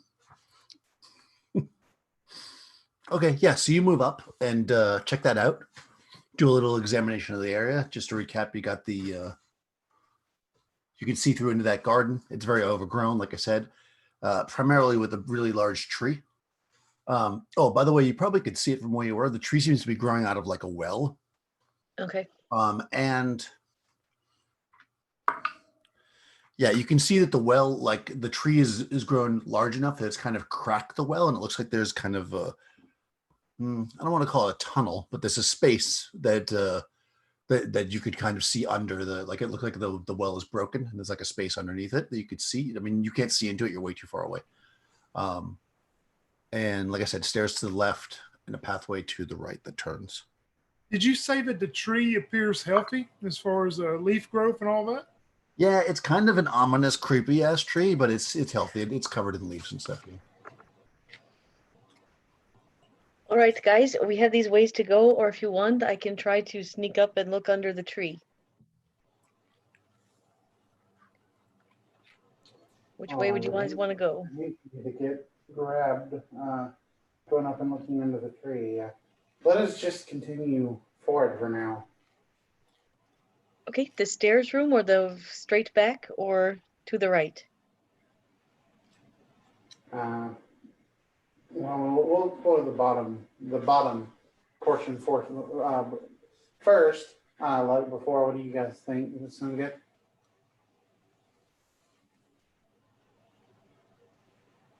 What do you think, Dan Tai? Oh, I didn't hear the question, Crystal. Your volume's like real low for me. I heard you part of what you said, but I didn't hear the question though. Oh, I was saying we should investigate the full bottom floor first, like before. Oh yes, most I definitely we guess should. I guess let's go ahead and look down in under the tree just to make sure there are no creatures living there. If you want to tie a rope around me and so you can yank me back if I get yanked, I can go look for you. What do you guys think? How big is the opening? It's big enough for a human-sized person to get through it for sure. But you'd have to like crouch down and probably crawl. That's halfling could probably just walk right through it. Right. That's why I suggested tying a rope to me, though. I don't want to get grabbed. No, I say we take no chance with that now. Is there maybe we can find something to block the entrance up so nothing comes out on us, though? Okay. I mean, there's not much around here that you could block it with, except for those like bushes and stuff that are down below. Because up here, all you got is more branches of the same tree. Which I guess you could. Let's just ignore it now and keep an eye on it. Let us first go towards the back of the building and into the first room. So you want to go past the tree? Like the door is right there, right? You see the door? Moved it. So, and then there's a door to the left, right? To the left is a set of stairs going up. Okay, I don't want to go up the stairs yet. So yeah, I guess. To the right, there's a hallway, but you don't know what's down there. Okay, well then let's go down the hallway. Does that sound good to everyone? That way. That sounds good to me. Yep. All right. Okay, yeah. So you guys motor along. I guess you're back to your normal marching order or whatever. And you come in, unless you want to change. Yeah, Van Ammo, if Orm wants to, or if Orm is carrying the lantern, is that still enough to light it up the way for us? I think it's light in this room because it's Yeah, open to the it's- sky. Oh yeah, that's right. back. It is. Okay. All It's right. fairly light in here. It's not like bright light because there's a roof above you, but it's outside. So and it is near the end of the day. So you don't need a lantern to see, but a lantern doesn't hurt, I suppose. Okay. All right. Yeah, we'll just continue in the same order for now then, I think. Yep. No, that's fine. Okay. Yeah, so you walk down. You feeling I'm gonna sneeze. So you walk down to you look back and there's Target. Yeah, you hear the clamor of your cleric's armor, and he's right there. And there he is. Wherever you need him, that's where he is. You were converted to Saint Cuthbert in your absence, so sorry. Oh, bless me. All right. So you you head, which is to the right to you basically. And you go down to, and again, remember you're undercover now, like, so you can imagine that roof's not torn away. They just show you that so you can see what's going on. And you kind of go down and then you look over, basically you look what would be to your left once you do that. And you can see that it travels down further, again, covered the whole way. Obviously you don't see those stairs. And there's a room off to your right. You see an opening. I mean, all this way you can see the tree still because that's all open, and it's pretty as noted. It's fairly overgrown. It looks like it gets even a bit more dense there, like the tree is growing in that direction. But you certainly can get to the door. You think? Yeah, Van Ammo will head down that way and peek into that door. Are the tree branches and limbs, are they like reaching out and touching the ground in this area, or? Yeah, they're kind of coming through the, through those like archways and into the hallway, like they're reaching out in this direction. Yeah. Do they appear to be like healthier? This side of a tree is healthier than the other side that we saw? I wouldn't say healthier. I'd say about the same. Okay. There's some branches that don't have any leaves on them, but most have some greenish color leaves, covering them. You can, I guess you can't really see that. Let's see. Okay. You're not surprised, nor are they, as you kind of peek into that room and you see half dozen, we see a set of stairs. You see Half dozen set of stairs attack us. you see this says this. You see half dozen dog folk, which are basically like people with dog heads, more or less, or their dogs. I did warn you about the dog folk. They're like half people, half dogs. The kind of characters that you guys like to play. So three of them are currently defecating in a pile behind the stairs.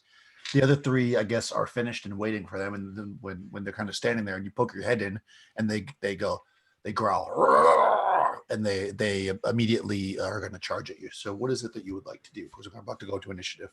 Look at the furries.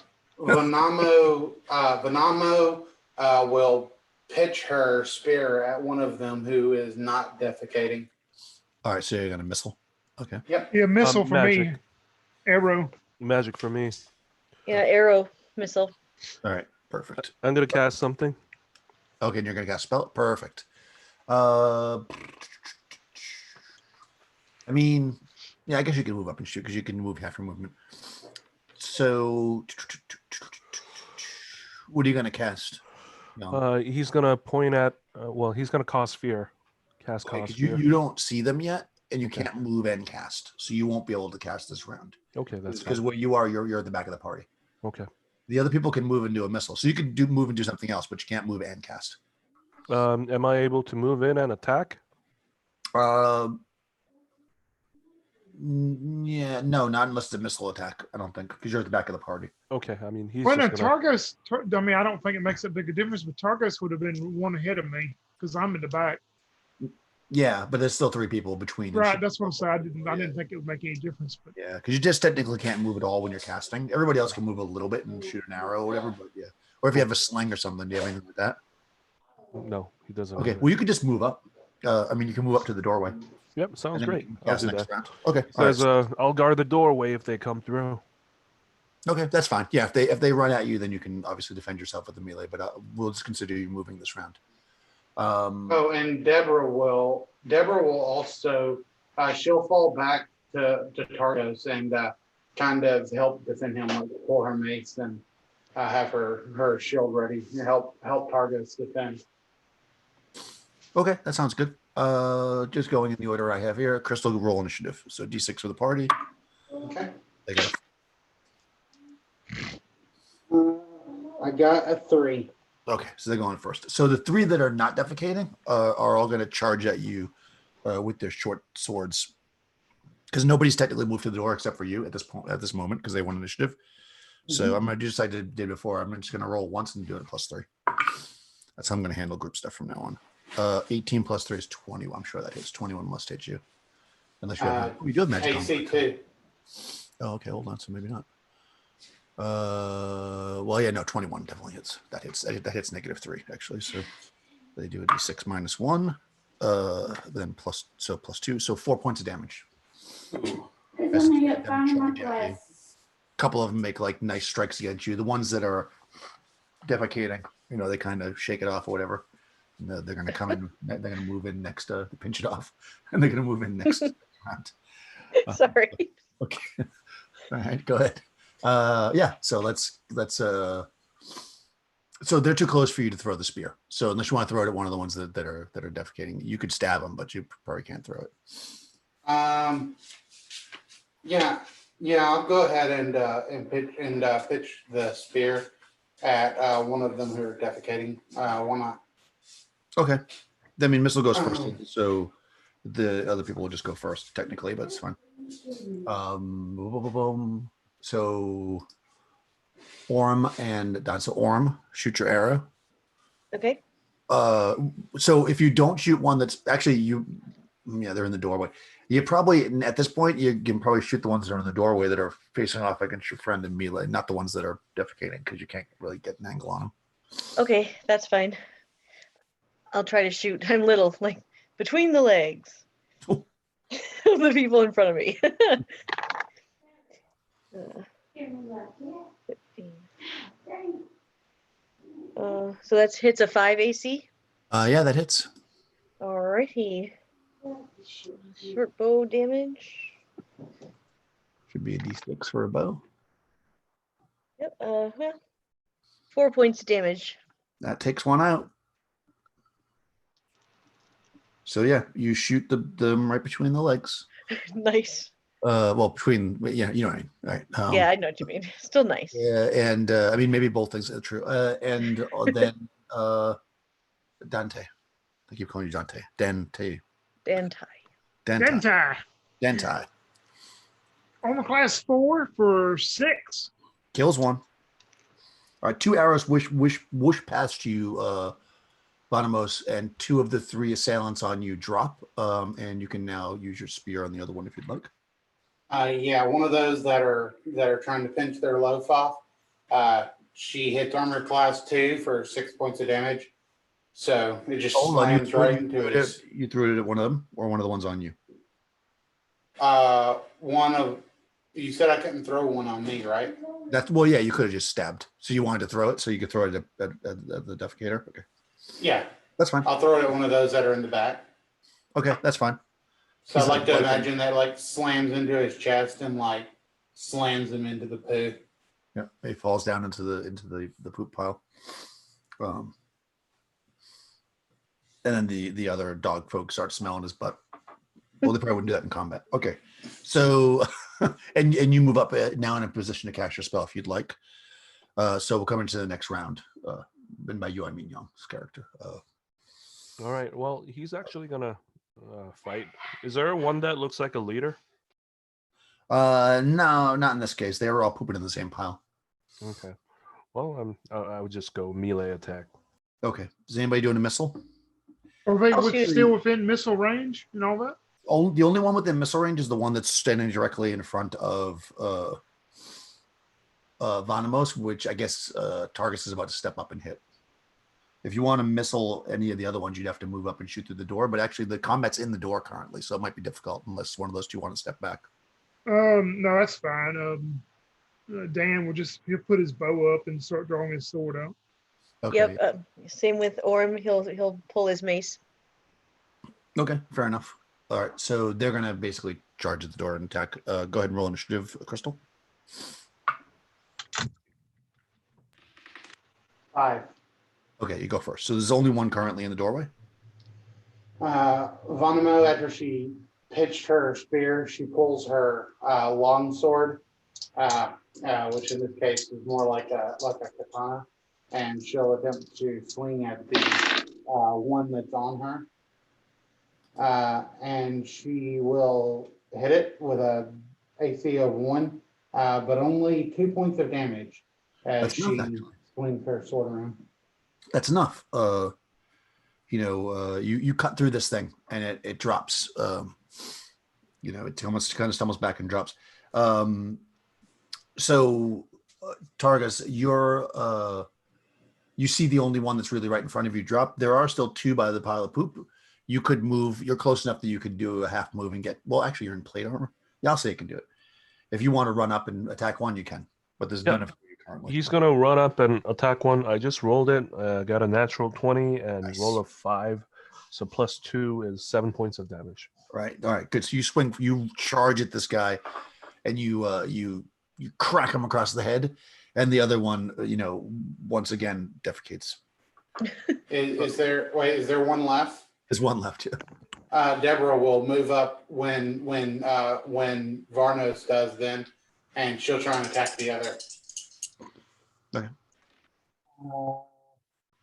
And that will hit AC 0 for 6 points of damage. It's enough. Clerics come in and smash some skulls.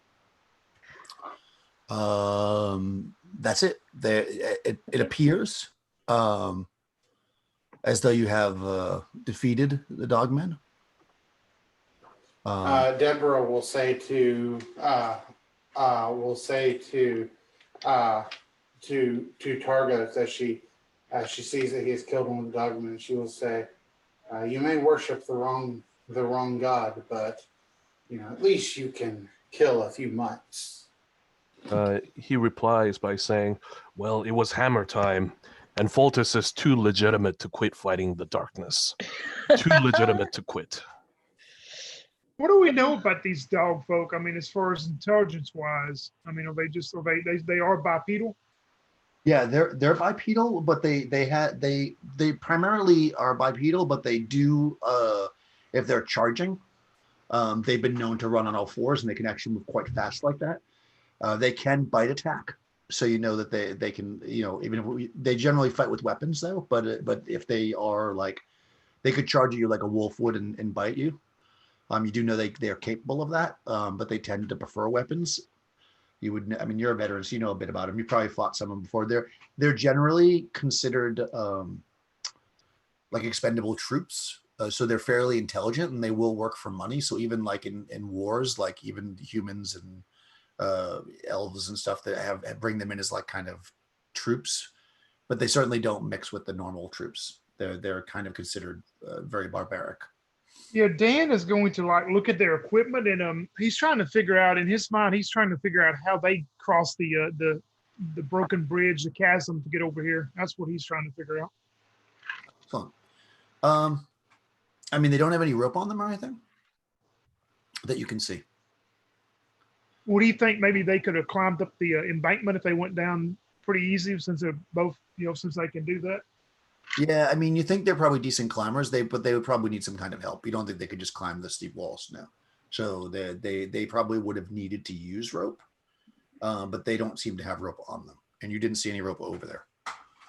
Yeah, taking notice of that, he'll say first to Van. He'll go, "Well, these things are good climbers, but climbing up out of that chasm, they would have needed some type of rope and hooks and things such as we carry. And I don't see any here. I wonder how they got over here." I suppose they must be working for somebody. Perhaps. Say, Targus, do you believe that your god could spare a healing spell? I took a little bit of damage in that battle. I'm glad you mentioned it. He takes out the little vial of healing potion and hands it over to Venimo. Says, "Here, quaff this and you shall feel fine." How much does that heal? I believe it's 1d6 plus 1. Daniel? Sorry, I was muted. D6 plus 1, yep. I'll do it. I mean, I'm missing 4 HP, so technically I could get more, but that's probably going to be around average usually anyway. And I got back 3 HP.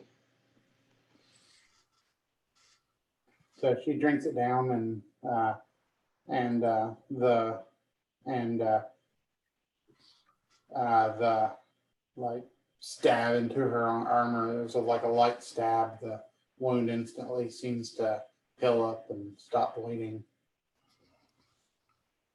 Well, we definitely need to be on the lookout. Thank you. Because whoever is, there's someone probably helping or over here also that we need to be aware of. Just keep your eyes open.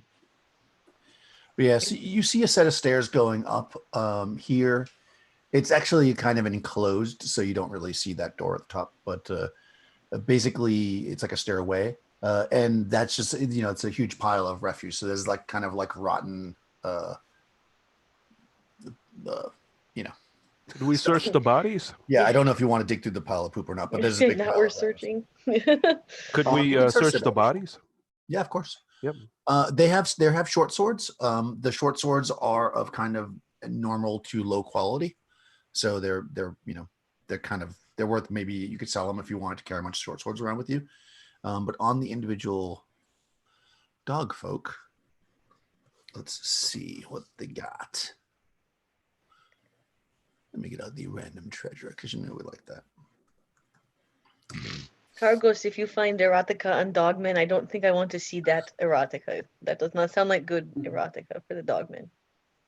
Yes, I would agree with you. Jeez. Yeah.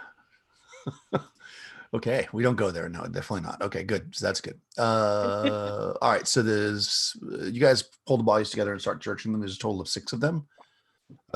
First guy's got 8 copper pieces on him. Okay. And then the second guy's got 6, 7, 10. Okay, so that's 15, blah, blah, 23, 33. Oh, that guy got 12. That's a 45. Oh, and that guy's 14. Boy, they're getting richer as you go. So that's about 59 copper between all of them. Whatever Targos finds, he says, I have taken the vow of poverty about 3 years ago, so any coins that I have, I would have them be yours. And hands it over to the rest of the party. Oh, that's so nice. Yeah, I mean, with 59 copper, you're definitely poverty stricken. That's not even one experience point. Yeah. Yeah, so you're basically in this. After searching the bodies for a few minutes, I mean, the smell is pretty bad in here. You get the smell of rot and urine and poop. So yeah, there's a set of stairs going up, as I noted, and also you can go back where you were, but you do know that beyond where this door was, it just kind of went down and ended at a wall. So it's more or less just circling that garden with the large tree in it. Well, since we're here, I say we check, at least go up the stairway and see what's up there. Do you want me to sneak up there and peek in the door? Yes, just be careful though, because if I've got friends, they probably heard all of that.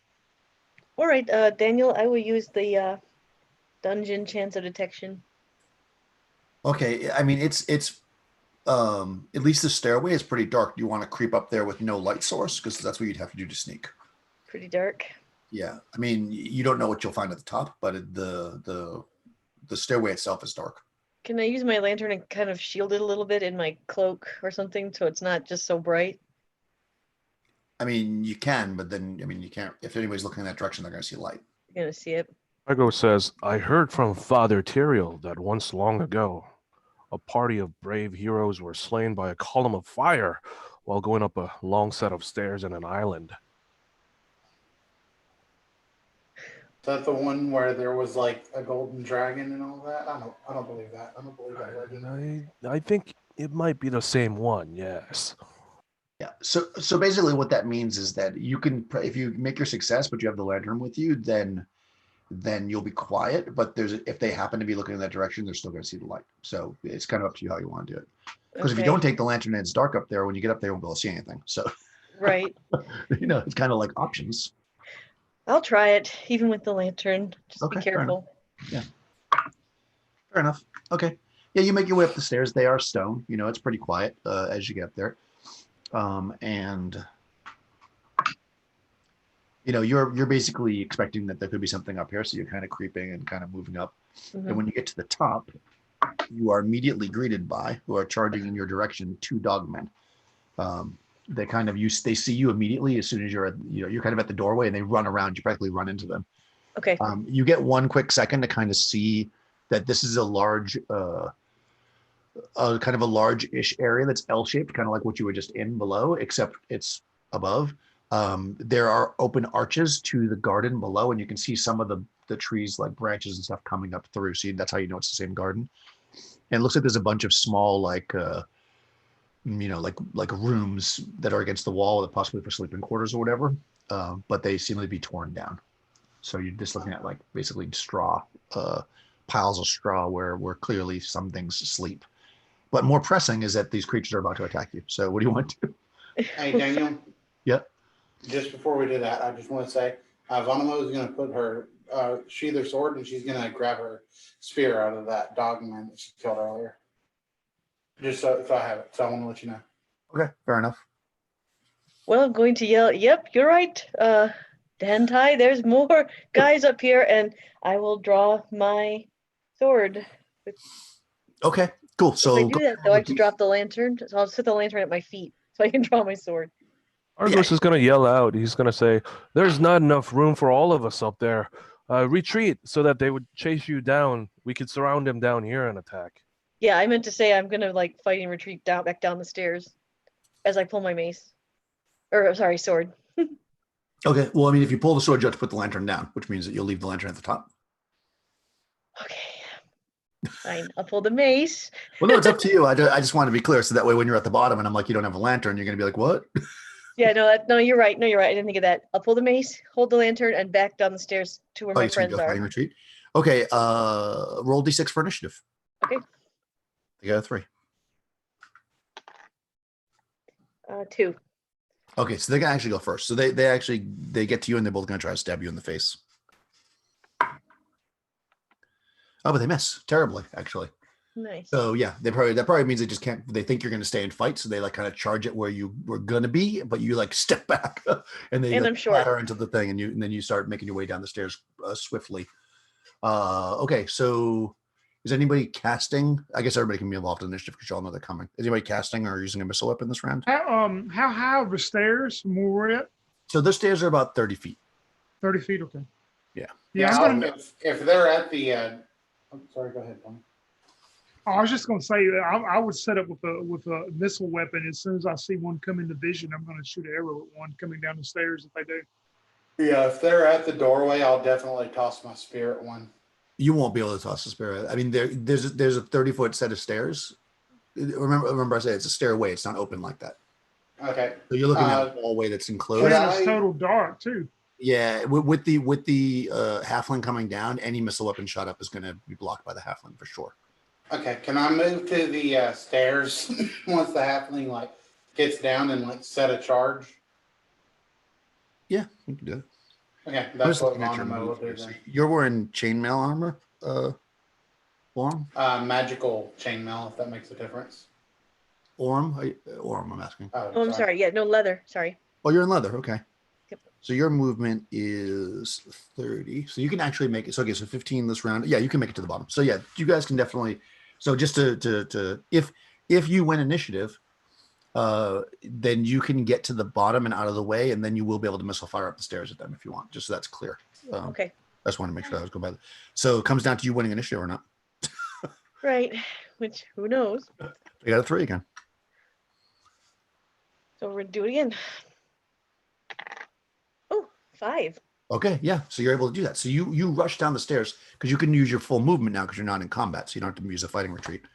Okay. So you use your full movement, which is 30, to get the rest of the way down the stairs and out of the way, thus leaving the path open for the people who want to shoot a missile up there. Which was you was thinking about throwing a spear, right? Crystal and Tony's character was going to use a bow. Yeah, as soon as I see one, appear to where I can see it, I'm gonna shoot a bow. Okay, yeah. I mean, you're shooting up a 30-foot stairway, so I'm just going to give a -2 just as partial cover because that's going to be a hard shot. But go ahead, the 2 missile weapons you guys can release. There's 2 of them. What I was gonna do was I was gonna move up to the stairs like after Orm got down, and I was just gonna set for a charge. So when those creatures come down, Yep. I'll set a charge against them. Yeah, I'll rather try than it. doing a Even missile. I'll try it. Okay.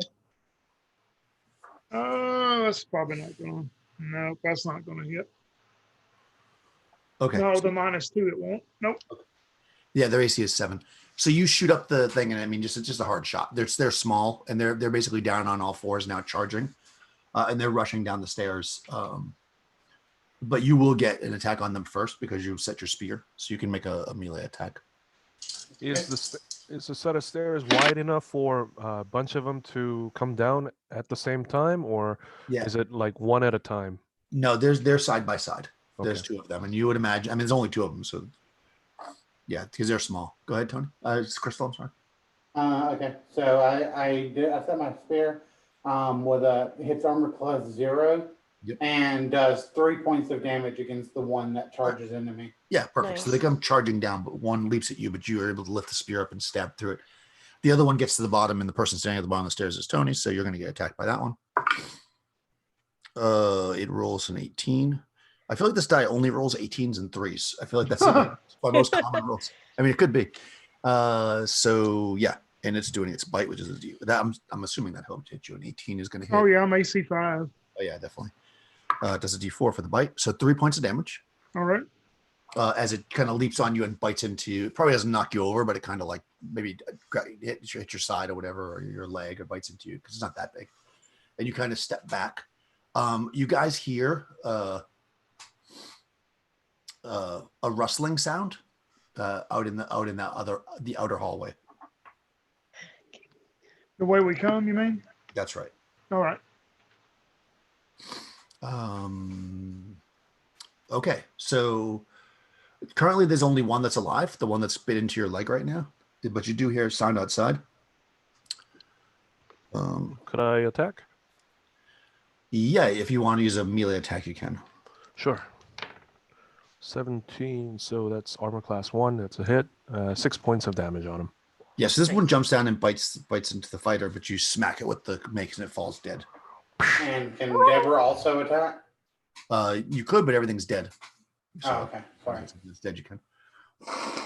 Excuse me. You hear rustling from out in the like something's coming down the hallway.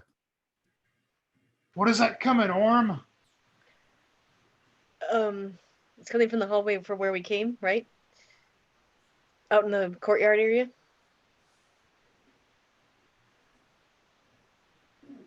Yeah, that was my understanding, I believe. I'm sorry, I'm muted. I was talking because I blew my nose, so I muted myself. Yeah, from the courtyard area. All right, let me peek out and see. Okay, so you see out in the courtyard, kind of directly across from you, you see at least 4 of these dog guys that are kind of dodging in and out. They're kind of hiding in mixed, not really in the leaves of the tree, but kind of like behind the leaves of the tree. Okay. And they look like they have like bows or something, and they're getting ready to shoot at Chal. All right. Well, Dan, hi. This isn't a very good idea. They're coming. They're going to shoot at us with bows and arrows. Either we take cover or we just fight them. Well, if we stay inside this room where we're at, we're going to have like partial cover from them, huh? Right. Yeah, So cover is good. If you step out of the doorway, then yeah, they wouldn't be able to target you very easily. You'll have at least partial cover. Yeah. Oh yeah, Cover's a well, good I say idea. we stay here where we are. Make them come Well, to us. if we went up the stairs, could we shoot down at them from up there? Or do we know? I mean, you would imagine she didn't get a good enough look to know, like distance wise, if you could judge if they're under that part or not. You're not really sure, but maybe. I mean, it seems reasonable. Okay. Vonimo is just gonna like hang out near the wall, and if anything comes in through the door, she's gonna stab it with her spear. Okay. Well, why don't you and your cleric stay here and do that on each side of the door, and us with the missile weapons can go up top and try to shoot down at them then. Yeah, So good plan. Yep. I'll hold the door down here too. I know you come with us, Targos. We don't know what all's up there. Sounds good then. Okay. Yeah, you definitely could do that. So you start creeping up the stairs, to see what's up there. And when you get up to the top, you can see, that, yeah, this is in fact like opened out into the garden area. And actually what you see is 3 of these dog guys. They're kind of standing on the ledge. They've got like ropes in their hands, almost like they're getting ready to climb down. And when they see you, I guess we'll roll initiative to see who can act first. So I guess you were leading the pack, Tony. You roll D6. All right. Out of 6. Oh, they also got a 6. So simultaneous. What are you going to do? I'm going to shoot an arrow at one of them. Okay. All right, go for it. Armor class 5 for 5. Okay. Yeah, I'll say you got one of them. The other 2, I just rolled. They moved really quickly. They're actually, you see them like jump off the side with the ropes, like they're starting to climb down. Basically, it looks like from your position as you guys get up there. So, what do the other 2 want to do? He's gonna yell out, "Cut those ropes!" so that they're gonna fall down on the ground. And How are we going to do that? They're quite a ways away. oh, yeah. Yeah, like 20 feet away. You'd have to run over there.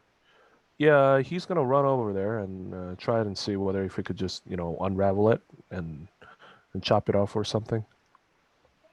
Okay, cool. How about the halfling?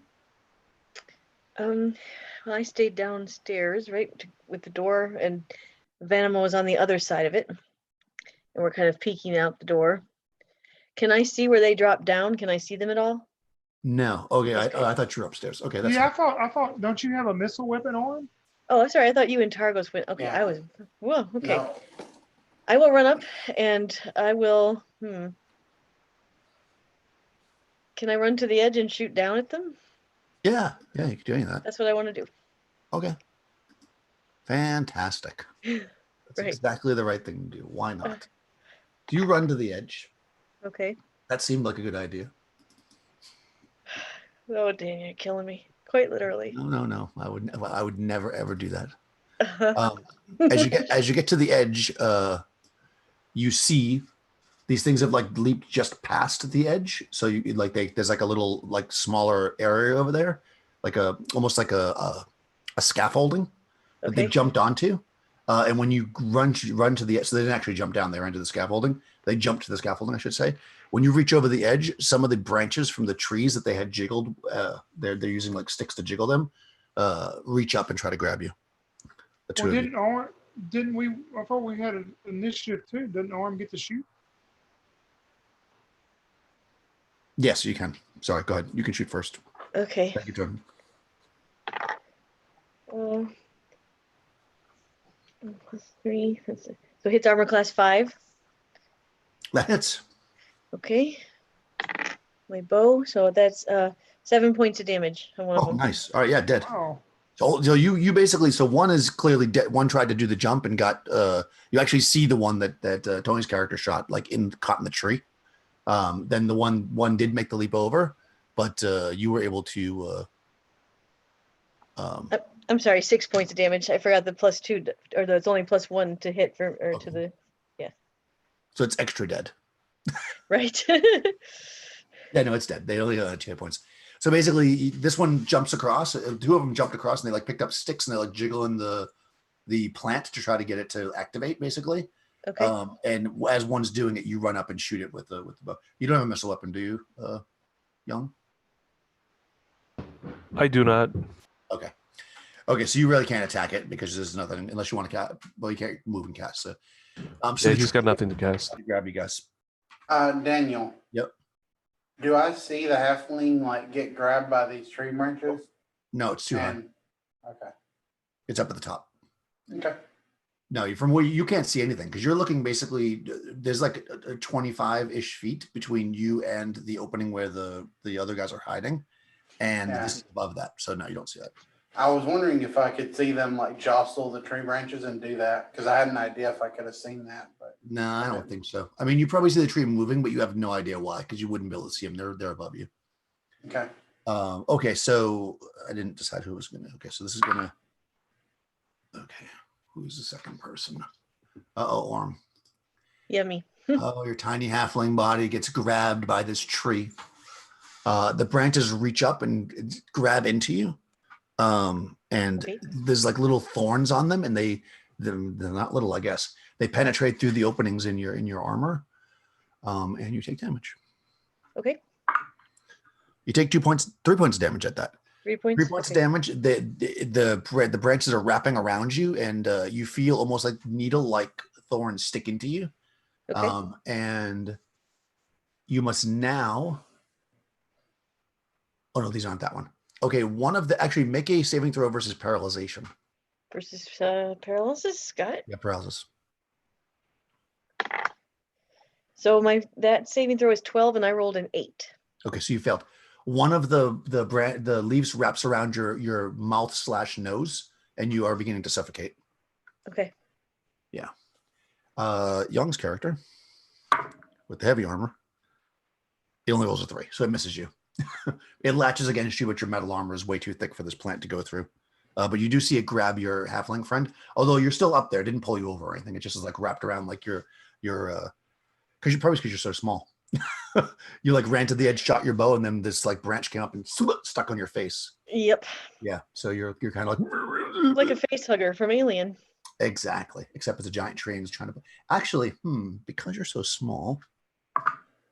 Okay, yeah, it's trying to pull you over the side, but actually it didn't like reach over the top of the railing to get you because you're too short. It actually went through one of the like pillars.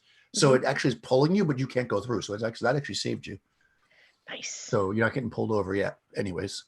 But that would be the end of that round. Oh, so when that all happens, actually, at the bottom, what you do see, crew that's at the bottom, which is basically just crystal. You see the ones down there.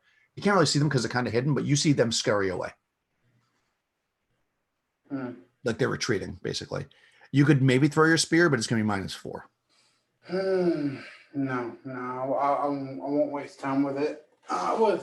With it if they're running away, if they're retreating. Yeah, they're retreating, or it looks that way, anyways. Okay, so that's the current situation. Halfling is being suffocated by a vampire tree, and yeah, fighter in the door, cleric right by the edge.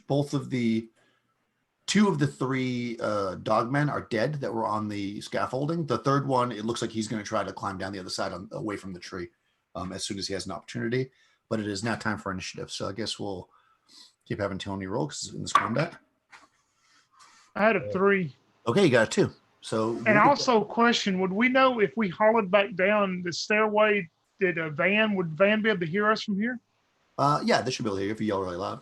You for sure, because you're right there. But I should ask first. Was anybody doing a casting or a missile weapon? Well, I want to throw something if possible. Okay. How dark are we right now? You are not, because you can actually see into the open area below. That's actually the sky. Is the lantern nearby? The lantern is in the hands of the halfling, which is basically it's right next to you, but in the hand of the halfling, I guess. Okay. No, you couldn't have you used a bow, didn't you? Yeah, So I had to put the lantern down when I was running. Also, you probably placed the thing in the downstairs. Actually, let's do this. Roll a d20. If it's 1 through 10, you left the lantern at the bottom. If it's above that, you took it with you, and it's up there on the ground near you. Okay. It's a 10. Okay, so it's down at the bottom. You left it down there. Okay. Yep. Well, Targos will try to free Orm by whacking at that limb. Okay, yeah, for sure. So melee attack. Okay, 19. Yep, that hits. And he does 6 points of damage on it. Oh, yeah, that should be enough. Yes, you smash down with your mace, your mighty mace, against the branch that's wrapped around the halfling's face, and it shatters. It rips clear. You still have the branch like on your face. So you probably have to reach up and pull it off. But from the edge of the vine, basically that it was that you broke, you see just like fresh, warm blood pour out. It's kind of like steamy as it hits the cold stone. So basically, you were getting drained. Okay. But yeah. Thank you, Targos. Seriously, you're my best friend now. No time to talk. Let's move away from the ledge. A good idea. Yeah, so you do that. But go ahead. What are you doing, Tony? Dan is going to yell at seeing that Targos has the arm free. He's going to run back to the stairwell and yell down to Van and go, "The tree has come alive. Burn it. Throw oil and burn it at the base." And there's no other doors out of the room we're in, right? I mean, not really. Essentially, it goes. I'll try to show you. It goes in an L shape all the ways to the other side. There's a door at the other side. Okay. Yeah, and he's going to tell Arm and Targos. So let's go back down there to where Van is. Okay. Okay, but hold on. You're still in combat though. So right. We're still right. The creature hasn't gone yet. So you're yelling that. Yeah, that's basically all I'm doing is trying to give directions to everybody right now. Yeah. So I can't hit those dogs. You said it'd be at a -4 if I try to hit them. But Van, at hearing the tree is alive, Van would like to try to throw her spear up into the branches and see if she can get the branches to grab the dogs. What dog? The dog people. They're gone. You didn't throw a spear at them last time when they were leaving. That was last round. We're in a new round now. Oh, okay. All right. I didn't realize. And in any case, it is Orm's turn, who just got freed. What do you want to do, Orm? I want to move back down the stairs. I heard Dante do that. Yeah. Are you going to do a fighting retreat, or are you just going to run? Are the branches still? Are they within fighting range? Can Yeah. I whack at them as I walk by? Yeah. Or I mean, basically, the main difference is whether you want to attack or not. If you do a fighting retreat, you can only move half your movement, so you can get basically to the door. If you do a full retreat, you can get all the ways into the stairway and down. But the difference is that if you do a full retreat, the creature will get a +2 on its attack against you if it can reach you. You don't know if it can or not. Right. I'll do a fighting retreat. Half my movement. Okay, fair enough. All right, but it's going to get it to attack because it is its turn, and it can actually reach you because it can reach that far. It is going to attack the both of you. So first against the cleric who's standing there. That's a 17. It's a hit die 3. AC is 2. AC 0. It hits. Oh, okay. The cleric gets grabbed. Oh, sorry. Only 2 points though.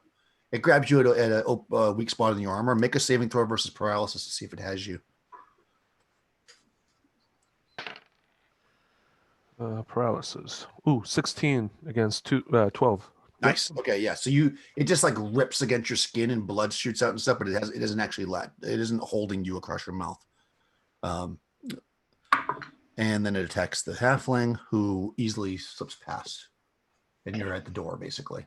So you didn't move, right, Tony? You're still standing there, your character? Well, no, I'm going back down the stairway after I so you yelled don't see any of that. at Van to throw oil on it. Yeah, so at the end of this round, basically we've got the cleric got like only a few feet back and got caught by the vine. So the vine's holding you, but it's not across your face. So you're not going to suffocate and die, at least not this round. The halfling got to the door. So the cleric frees you and you run to the door saying thank you, and you turn around and now the vine has the cleric. Okay. At the bottom, those things are long gone, but you hear Tony's character, Dan, yelling to you to put oil on the tree. So just some scale, guys. The tree is about 75, 80 feet away from you. I mean, the main part of the tree. And you'd have to go through a lot of leaves to get to it. So if you want to throw stuff at the center of the tree, you're going to have to move up to it. Probably because you've already been around this whole area, the most open way to get to it would be to come back around to the very center of the front where you were at first, like right there. That's like the clearest path. If you want a clear path, just so you understand the whole scenario before you decide what you want to do. Right. That being said, let's figure out what we want to do. So is anybody doing a spell or a missile weapon that we know of? I don't know. Okay. I don't know if this is allowed. Can I shoot an arrow trying to release Targos as I'm backing out the door? Yeah, you can. At the vines. Yeah, movement comes before missile. So you could shoot the arrow, but you wouldn't be able to move then shoot because you're already at the door. If you move, you're going to be on the stairs. Okay. But you can stay where you are and shoot a bow. Let's shoot an arrow. I'll do that. I put myself at risk, but I want to save Targos. Yeah. What I want to do is I'm going to continue down the stairs to where Van is because I have no idea Targos has been captured. I'm ahead of all of them. I didn't see that, so I'm going to move down there and start trying to seeing the distance that it is now. I want to try to get an arrow out and start wrapping it up. While I'm going to set an arrow on fire and shoot at it, which I'm sure will take all my time to do all that this time. Okay, fair enough. If he can get down to Van has a flask of oil and a small sack, and she'll help him create some flaming arrows, ripping up the small sack and like dipping them in oil. Okay, fair enough. Yeah, you guys start to prepare some flaming arrows. All right, so let's roll it. Since you're the one that's going to be attacking, let's just have you roll initiative then, Nikki. Okay. 6. Oh, we got a 1. So just don't roll a 1. No, I rolled a 5. All right. Go ahead and make your arrow shot. Okay. Well, actually, yeah, you can't move, young, so. 17. So hit armor class 2. That hits. Okay. And then the arrow is the D6, right? Yep. Okay. I'm starting to get the hang of this. Yeah. So 4 points of damage. Nice. That's enough. So you shoot the arrow accurately. We'll say, at the line that wrapped around the cleric's leg, and you're probably trying to pull away or whatever you're trying to do, Targus, and the vine snaps, giving you your freedom. What do you want to do? Is there any other vine nearby him? Yeah, I mean they're starting to creep up and basically move across the floor towards both of you guys. If he were to do a full movement, would they still get an attack? Yeah, because you're Okay. Yeah, he's gonna do a fighting retreat then. He's gonna whack at one of them. Okay. Okay. And he hits AC 7. No, not enough. Okay. You swing out, and the vines just kind of move back a little bit. And Yeah, he's you're gonna move to the almost doorway. at the door. So Yeah. basically, at this point, if you win initiative next round, you'll be able to get through the door before it can attack you. That. But that Nice. really comes down to that. But before we do that, at the bottom, you guys are just making fire arrows, right? Yeah, and I'm gonna start shooting them when I can. Yeah, as far as you can tell, the dogmen that ran away at the bottom there that you guys had seen originally are not nowhere to be seen. The tree itself is not. It seems to be spending its energy, for lack of a better word, at the top. Like you don't really see much moving at the bottom. Like you see little bits of the branches shaking, but not a lot. So it's not moving towards you at all. And yeah, into the next round. So go for it, Nikki. Initiative Alrighty. 5. 6. Nice. All right. Thank God. I'm assuming you're running down the stairs, but you tell me what you're doing. Yes, I'm gonna run down the stairs. Yeah, me too. He was gonna All say, right. "Thank Foltus and you. You're my best friend, Orm." We are best friends forever. Seriously. Nice. So speaking of Voltus, you run down the stairs and you see the light of the lantern sitting down there. And your two friends are wrapping oil-soaked rags around the heads of arrows in a room that smells like poop. Get your bow ready, Arm. You can help. Yep, absolutely. Let me Absolutely. consult this crystal ball for a way to defeat this evil. Doesn't work. I like that though. So the way the crystal ball works, so you know, Yeah. is it allows you to see. Hold on, let me tell you exactly what it does. I'll tell you right now. Oh, is the crystal ball even in? It must be because I hit basic, so it should only be basic magic items I gave you. If you were 4th level, we could be basic expert. Let's see, crystal ball. Let's see. The item can only be used by an elf or magic. Oh, you can't even use it. This is a special clerical one. So I'll just say you can use it because I didn't realize that. Its owner may look into it and see any place or object through it. Thought of. It will work 3 times per day. The image will only last for 1 turn. Spells cannot be cast through the crystal ball. So, and the more familiar the object is, the better it can be seen. So you can basically use it to find something. Like, for instance, if you wanted to say like, oh, I want to look at the roof of this building, you could do that, like that kind of thing. Or I want to look at my homeland or whatever. It can be any place, but the more you know of it or the more familiar it is to you, the more clear the picture will be. That's how that works. Well, could he take a turn to actually look around, look at this tree at a very close detail? I mean, he knows exactly where the tree is located, but Yep. he's in cover, and he's going to look for any spot that stands out as a weak spot, basically. Yeah, I mean, you're looking from like one point of view. So where do you want to look from? Above, below, left, right, where the hole is at the bottom? There's lots of options. Well, he's going to, like the balcony that's right over them, Okay. in the front side where the hole is. Mhm. He's going to look towards that direction. Okay, you can definitely do that. Okay, so you're looking into the hole of the tree where they're wrapping the stuff up. All right, you don't. What you see there, you get a pretty clear picture because you can basically see it. You're just seeing a different angle of it. You see lots of branches that are kind of projecting up over the sides. I'll say crystal ball kind of lets you see in generally the area. You see actually right below that area on the ground, lots of, maybe a half dozen or so at least, skeletons of various like humanoids that seem to have died trying to approach the tree. And you see some smaller things too, like birds and, all skeletons and remains of animals, just kind of. So that hole there seems to be a way that it attracts smaller things like birds, and then it eats them. Okay. Well, he yells out, "Do not approach the tree because it'll definitely grab you and eat you. I can't find any weak spots per se, but I think what we're doing right now is the right thing to do. Shoot fire at it." Kill it with fire. Okay. Yeah, I mean, you certainly can do that. I mean, it's a very big tree. So, I mean, how much oil have you got? I got 1 flask. and I got a small pouch I to got make arrows with. 2 pints of oil.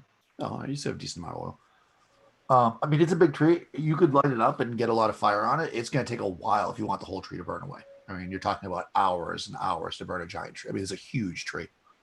Well, could we set it on to get it burning enough that there's smoke going that we can try to sneak back, to get back to where we come from out of its way?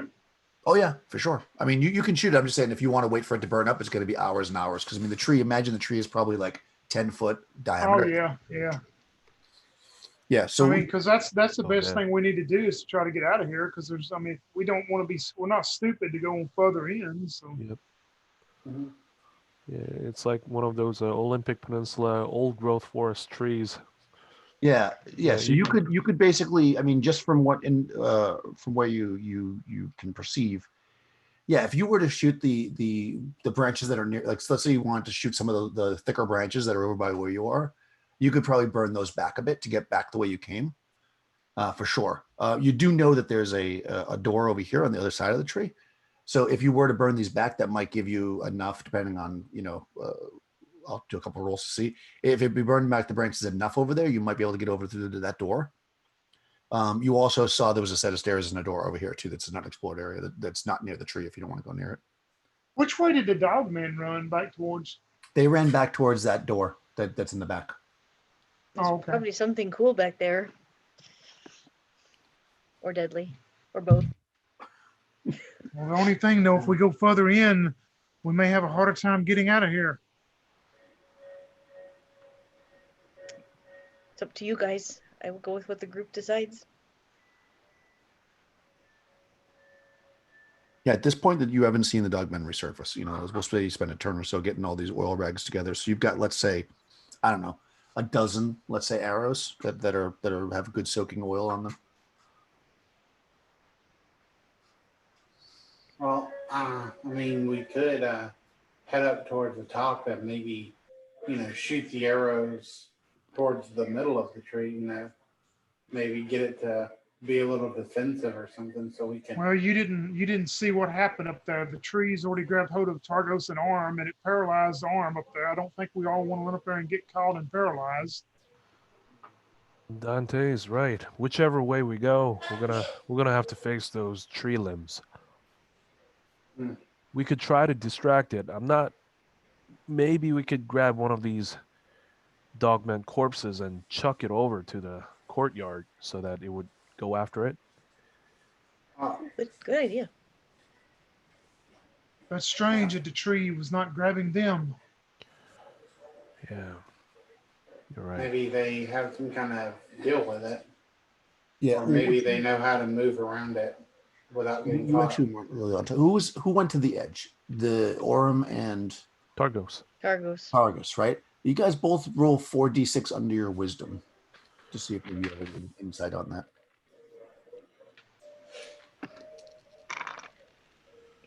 Let's see.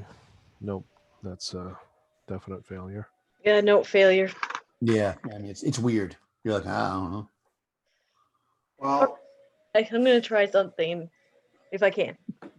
You I'm can gonna- try anything. If I use the potion of ESP, Yep. can I read what little the tree has for a mind? Figure out what it's working for and how it works. Oh, okay, It's a interesting. silly So you idea, drink but a I'm bunch of just ESP. throwing it out there. But I think I have to be within 60 feet, which means I have to go closer, which means not a good Well, idea. I mean, the tree itself is close to you. The branches are close to you. The center of the tree is far away. That I was just saying, if you were trying to hit the center of the tree, you'd have to go that far. I'm just reading about it. It says a creature. Yeah. If they have any thoughts, I don't know how much thoughts a tree would have. So, Well. what do you guys think? Is this a good idea or a bad idea? I'm sure, but It's worth a we are shot. getting paid to try to, clear this path, so might as well give it a shot, I guess. Okay. There may be something sentient about that tree that we do not know. So yes, try it. All right. Okay, then I'm going to try to drink my potion of ESP. It's really lemony. Nice.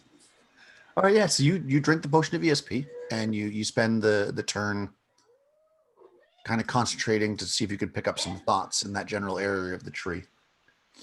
I'll say because the tree limbs are close enough to you that's probably fine. That seems legit. Yeah, so the tree. Interesting. The tree seems to be, it is thinking. Oh, nice. It seems to be praying. The best that you could understand, it's basically reciting what seemed to be some kind of religious texts that speak of a life eternal after making sacrifice and sacrifice of blood to the eternal, and praying to something called the Well of Iron. Well of Iron. Yeah, and what you get from this, actually, what's your intelligence? I don't remember my page. 11. Okay, roll a d20 under your intelligence. Okay. I rolled an 11. Okay, that's fine. You're listening and you're trying to kind of figure out what the hell it's thinking about, and you realize that it seems to be repeating itself. So, it's saying something, about the being immortal and the sacrifices of the living, and 41 human sacrifices, killing of villages and families, all for the gift of immortality in the Well of Iron. And then it kind of starts again. So you spend about 2 turns, I'll say that way, the only way you'll be able to pick up that happened. So you spend about 2 turns doing that, everybody's kind of staring at you and you're just like listening to the tree's thoughts. But you feel like it's almost like you're listening to not that you would know what a recording was, but just as a better way to explain it to you. It's like it's reading something or reciting something, not like it's necessarily thinking something, if that makes sense. It does. Okay, guys, this is really weird. Really weird, seriously weird tree. And I tell them what I found out. And I'll say, Targos, didn't you say something about immortality bringing the downfall at some point? Yes, the pursuit of immortality by the Order of New Spring is said to have caused their downfall. And that tree may be the reason behind it. So we have to wonder, is the tree what caused the downfall? Like, did it get into the minds of the humans that lived here, or did it, or are the humans absorbed into the tree and now their minds are part of it? I think it may be a creation, an aberration of their doing. They may have sought to use it as some sort of a conduit to achieve immortality. So they may have conjured it or constructed it using some vile ritual. And that gives me Okay, an idea. Maybe we could turn it if the branches were to swarm us. maybe. Yeah, and he looks at the other cleric that follows Vanamo. I'm sorry.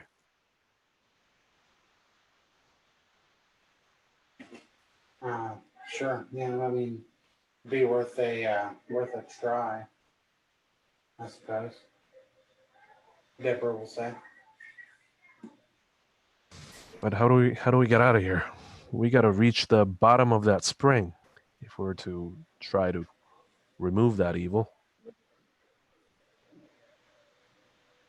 Yes, the well of iron. We'd have to try to get to the bottom. I mean, that's probably where that hole in the tree goes, down to the bottom.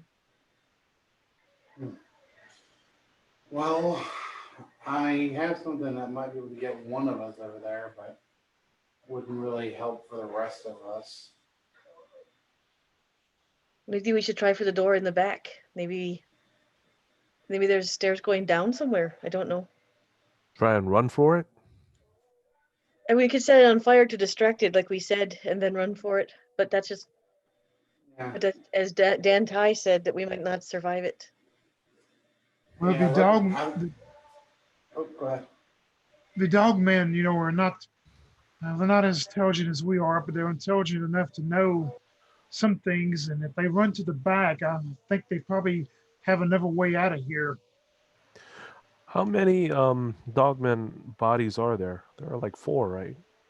That you saw with the crystal ball. I mean, right where he is. Oh in yeah, that same room. 6. 6. Oh no, hold on, and then 2 more came downstairs. 8. Okay. Are they really heavy? Are they like 50 pounds or a little more? No, they weigh like about as much. Yeah, maybe 50 pounds at the most. They weigh as much as like a big dog. Okay. Well, Targus is going to say, let me try something. I want to throw this body of a dogman into the courtyard and see whether if it reacts to it. And he's going to grab one and he's going to try to toss it into the courtyard from the doorway. Okay. I mean, how strong are you? Strength of 14. Oh yeah, yeah. You take the dog and dog man, and you whip it out there. Just past that like kind of hallway area, and it lands on the ground. I mean, it probably lands actually. It probably goes through some bushes because the bushes are right there, and you see the branches kind of start to wrap around and kind of like they flatten their leaves onto it. And you can actually see if you watch for a couple minutes that the body starts to like almost like it's being sucked dry because it starts to like shrivel up, and you can actually see the veins in the leaves now, which were the color green, start to have like a red shine to them. I see. It drains the blood from the dog man. Yeah, so he's gonna say, "Look, they're gonna go for the ones that are the closest to him. So I suggest perhaps we could carry each one of these bodies, and as they approach us, you could toss them towards the tree, and that may give us a moment to flee through the back." And it seems like a great idea. Let's do that. Yep. Agreement. What do you think, Dan? Sorry, I keep wanting to say Yes. Dante. Yes, I say we each grab a body and run to the back door where those other dogmen run. And like you say, when the limbs come our way, just drop the body and keep running. Let's do it. Yep, so that's what we're gonna do. It wants sacrifices. I mean, it's always sacrifice some people. Mm-hmm. Excellent. Okay, so just so I get it right, before the TBK, you're going to each take a dog man, a dead dog man, and start to move towards the back door. And if the branches come towards you, you're going to throw the dog man down basically at the branches so that it's distracted and eats the dog man. Yeah. Correct. Yep. Correct. All right. Yeah, that works 100%. No problem. It exactly works. You start to go out there and the branches, of course, move towards you. But every time we throw a dog man down, it consumes it. It doesn't seem to care what it's eating as long as it's fresh blood. And you're able to move around. Dante, roll me a d20 under your wisdom. Oh, a 2 out of 10. Oh, nice. Okay. So as you circle around the back, you can see that the way these branches, you notice that the branches themselves are very flexible at the ends. That's the part like they're almost vine-ish, but as they get thicker, as they move towards the center of the tree, they become maybe more solid. And so you see all the edges kind of moving, grabbing the dogman, but the middle, like larger branches, don't move at all. Like they're very solid. And looking at that, and then kind of looking at the tracks and stuff, you think that the dogmen basically were in like a safety area where the branches can't really reach themselves because they can't bend down that far. Yeah, he won't say anything right now. He'll take note of that in case they need to come back this way later. Yeah, that probably because since you had inquired about that earlier and asked, you would definitely have been looking. So yeah, you can see that probably if you're super close to the middle, you're pretty safe. Just getting to the middle is hard, but you of course figured out a good solution. So, of course you see that scaffolding up there that they use to jump past it. Okay, so yeah, you get to that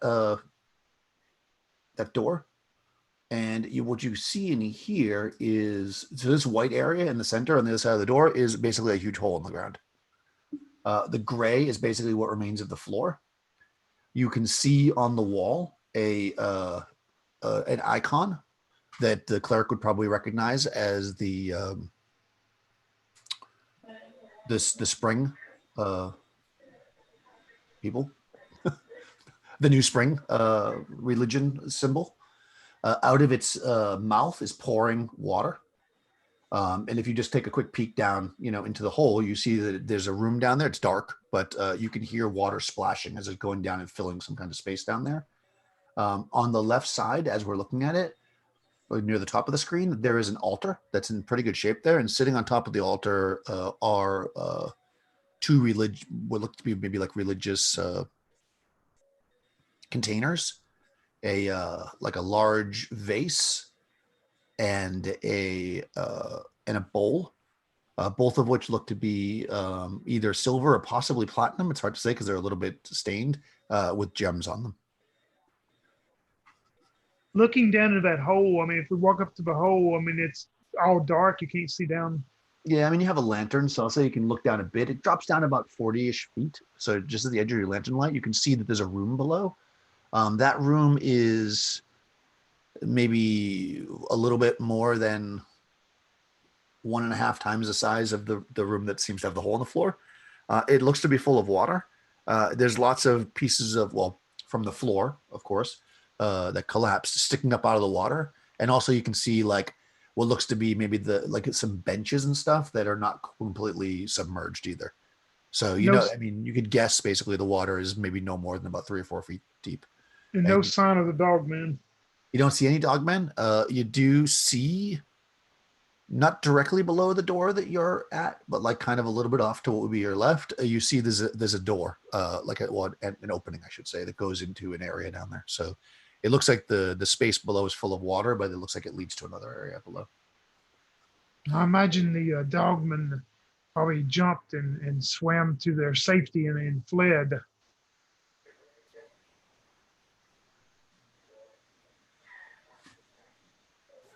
I'd imagine so, he says. Yeah, we don't see any way they got down there. No ropes or anything, right? You see no rope. Okay. Yet they must have just jumped, Dogs. Targos, you are a man of your belief. This water that is coming out of the wall through the religious face here. Can you tell us if this water is purified or not? Without my prayer, I'm not able to tell you. But from what I know, well, I mean, does he know anything more about the Order of New Spring? Are they benevolent? Yeah. Were they originally benevolent? Yes, the spring is actually, it's called New Spring because it's one of these like incredibly pure springs. And actually what a lot of religious orders do is they would come here and fill vessels with this water and then bring it to other places to bless it and create holy water. So it's considered to be, at least back when they were active, this is considered to be very, very pure water. Yeah, he walks up to the door, to the water, spouting water. Do I have to like jump over a hole or something like that to get there? It's a little tricky to get over there. You'll need to make some kind of like a dex check, especially in armor. Yeah. If you want to do it without falling in the water, yeah. Because like you could probably reach over there, but there's a big gap, yeah. Yeah, so. He says, to get over there, I think I need to maneuver over that hole. I'm not so certain if I'm able to do that. But he tells you, but from what I know, the Order of New Spring, they were benevolent order long before, and the spring from this place or spring that's guarded by that order is supposed to be holy. I'm not certain whether if that water spouting from its mouth now is holy. Well, that's what I was hoping, that you could go and say a prayer and see if you can determine if that water is still purified, or sip it or whatever we need to do and test it. Well, I'm little. Can I shimmy over there maybe and put some in my water skin and bring it back for Targos to check on?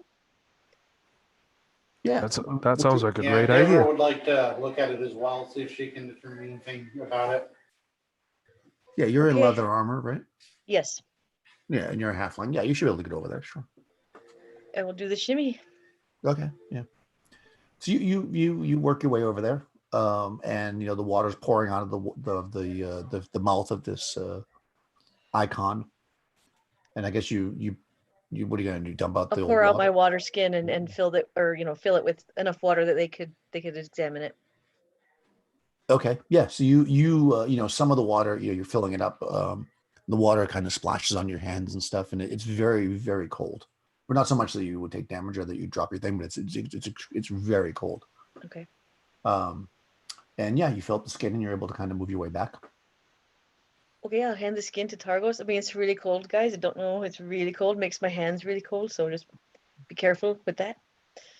Ah, very cold. Perhaps it is water of the Ice Lord Varangago. Of course, many would call him evil within our order, but I believe he is simply misunderstood, Deborah says. Targus. Tygos takes a look at that water skin and have some water pour onto his finger through his fingers. And while his hand is wet, he's gonna start reciting the prayer for holy water ritual. I know that it won't turn it into holy water, but he just wants to see whether if it has any reaction. Sure. Yeah. Yeah. No. I mean, it doesn't have any kind of negative reaction and feels very. You feel like this. It would if you were in the right situation and with the proper vessels and with the the actual procedure that this water could be used. Okay. To create holy water. You think it's still pure. Yeah. He says the water seems to be pure, but by Foltus, he raises up the water skin and takes a sip. It is very cold and very refreshing. He says, refreshing. Well, whatever is poisoning the tree is not coming from this. Then It is Right. not. Maybe the tree is feeding upon it or corrupting it, or using it to corrupt itself somehow. I wouldn't know. But what about that over there? He points at the altar. Yeah. I mean, it looked, you would know that it's some kind of an altar but probably they use like a cleansing ritual because they've got the jug and they have the bowl and stuff. Yeah, he says, And of course, it looks valuable. I think we might have to make our way over there. I need to really take a closer look at that altar. And he starts like taking off his plates. It's not Okay. like stripping down or anything, but he's taking off some of the heavier plates so that he'll be able to maneuver easier. To help him out, could she maybe toss her rope over there and grapple onto the other side and then basically pull it tight so it's against the wall so that he can shimmy across the wall and basically as he's shimmying across the wall Targo hold says- the rope. You get what I'm Targo, saying? yep. Targo says that's a great idea. I got some spikes. We could spike it down here and then use it as a guide so that we would be able to hold ourselves as we travel along the side of the wall. Where are you throwing it to, though? To the altar, basically. I mean, Then you'd be flying through the air. There's no way to no. Yeah. Targus would be suggesting like how Orm was able to shimmy her or his way across to the spring. He would say, hop over, use that spike or to fasten it down there, and then he's going to fasten it over here, and shimmy over there. And from that point, because the rope's like 50 foot long or something like that, do it again along the other side of the wall so that they wouldn't be jumping across anything. They'll be holding on to the rope that's fastened by the spikes, the metal spikes that he has brought. Okay. Yeah. So it would still require Orm to basically move over there. Right. Yeah, that's fine. well, some mean, of us need to stay on this side, and Dante's going to, or Dante is going to stay on this side. Okay. So now I've made you pronounce the name wrong. Yeah, now I got it wrong. I've been saying it too many times wrong. Yeah, I mean, to get over to where you got the water is pretty easy, but to get past the water that's pouring down, to get on the other side is not going to be as easy. You'll have to make a dex check to do that, just so you know mechanically. Okay. So if you want to do that, that's fine. I mean, you can hold on to the rope clearly. A quick question: How high are we from the bottom of the hole? Like 30, 40 feet. Okay, so we could actually climb down using the rope, trudge over there to the other side, and throw the grappling hook up and climb back up. Yeah, you could do that. I mean, that would also work. Yeah, Either I way mean, works. If you Targos think would that works. suggest that. Yeah. Targos, you're the only one that needs to go over there anyway. You're the only one that could look at the religious stuff. We have no business over there. Well, Deborah can go if I you do want. agree, but if I climb down there, I'm afraid I'll be beset by those dogmen. If they did indeed jump down there. Well, I can shoot them up here with a bow and arrow better than I can down there. All right. Yeah, you stay up here, Dantai, and shoot with an arrow. I'll go down with the, if any of them come out with, I can handle them from in melee. Yep, I'll stay up with my bow. In our party, how many ropes are there? I have a rope. Orm has a rope. I got one. Okay. I have one as well. Everybody has We all one have except for ropes. Targos. Like, who doesn't have a rope? I don't. Yeah. I mean, at third level, maybe at first level when you can't afford one. Yeah, so you can do that. I mean, you certainly can climb down a rope. That's easy. I mean, Yeah. slide down into the water. You splash down into the cistern area. It is. Yeah, I mean, it's not super deep, but it's like, well, actually, it depending on where you land, it's up to chest deep. It says chest deep on a man, like a human. But you can walk across the furniture and the rubble and stuff. Just keep it no more than, like, let's say, knee/waist deep. So you can definitely make it across. So you guys splash down into the water, but you're pretty wet, I guess is my point. And you see as you walk past, because you wouldn't miss it, that there is that passageway. So like you're coming down into the cistern, and then as you kind of walk towards the altar, on the same wall as the cistern, but same walls that you came in through, but on the level below where you are now, there's a door going off. That seems to have a couple stairs going up, so it looks like the water's not particularly deep there, but there is water, and it seems to be flowing deeper into that tunnel, basically. But yeah, you can definitely make your way across. Yeah, and then you can climb back up the other side. So you're wearing heavy armor, so you're gonna be able to do it, but he took off the armor earlier. oh, you did take it off. Okay, I thought you checked. Yeah. Okay, so that's fine. So you're able to go down there and climb up. I'll say that just takes one turn. That's not so much. Yeah, and you guys pull yourself up on the other side. You're not, beset by dogmen yet. And yeah, so there's a very simple, clean altar. Clean meaning no writing or anything on it. It is, not covered in dust or anything because where it is, but there is a bit of moisture in here because of obviously the water kind of sitting for so long at below. But yeah, there's a what appears to be a jug that is made of platinum. Now that you see it close, and a bowl. They are, they look very valuable. They do have some gems set into them as well, and you believe that they're exactly for that. They're for some kind of cleansing ritual. Possibly, being a cleric, you would know this kind of stuff. That possibly before, certain people would be married, they might come to a temple like this and be cleansed before they have the marriage ceremony, or before they're like sworn in as kings and stuff like that. Like that's kind of what this would be for. You think? It's quite an artifact.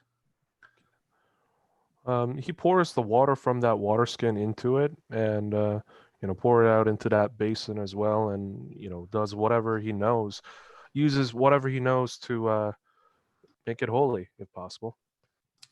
Yeah, when you pour the clean water into the carafe, the jug, almost instantaneously, like probably takes maybe like 5 seconds. The tarnish on the jug is removed, and it looks like brand new. And then you commence to pour it into the bowl, and then the bowl again becomes completely clean, but the water inside now is dirty. Cool. Yeah, he just pours out the water. Is there any more water left in the I would say that the water skin? I'd say that probably takes the whole skin, but okay. Yeah, he's gonna. He also searches around the altar Okay. to see whether if there's anything hidden. All right. Yeah. I mean, you search around. There's no passageways or any other odd items sitting over here. It Yeah. looks pretty just very simple and cleared off. Okay. But you two guys that are waiting in the other area, as you're kind of standing there for 10 minutes, well, it's 20 minutes now, as well as going on, you can't help but notice Orem, Mhm. that you notice something that you're kind of looking at the tree because maybe it finishes the dogmen and then it's kind of you still see it moving, so you're just watching to see if anything comes out, and then you kind of look past where the branches are, and you can see that it's kind of scribbled, we'll call, or etched or scratched, however you want to say it, into like kind of the wall, and part of the ground by over in the corner, are some of the same phrases that you heard in the mind of the tree, like about the sacrifices and the well of iron. It seems like the tree is almost, although you can't imagine how this is possible, it almost seems like the tree is writing those things as well as thinking. But yeah, Wow. so you get that. So I don't know if Okay. you want to do anything, but that's you see that. I don't want to go back out where the vines are. Damn. That's Well, what I you mean get. that's up to you. I'm Yes, not at this going to do point, that. yeah, you see that though. I will tell Dan Tai that I see that. Yeah, Look, it's kind of doing this weird writing. What do you think? What's that about? that is very strange, is it not? There is something evil controlling that tree. And would we all been able to see the change of the instruments that when Targos did that, to see how they changed and appear to be new looking now? Yeah, if you were watching it, I'm sure you could see it. Yeah. Yeah, I would tell Orm, then I would go, I wish we had enough vessels to transfer enough water, this purified water, we could go and drown the tree in it, and it may would turn it back to good nature. Well, I definitely think we need to find the roots. The root system would be very helpful, so that we could maybe kill the tree from the bottom.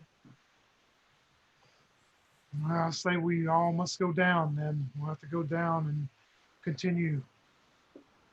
Agreed. Yeah, Targos puts those articles into his backpack, and he climbs down the rope onto the pool downstairs, and he's gonna yell up, "Hey, don't forget my armor!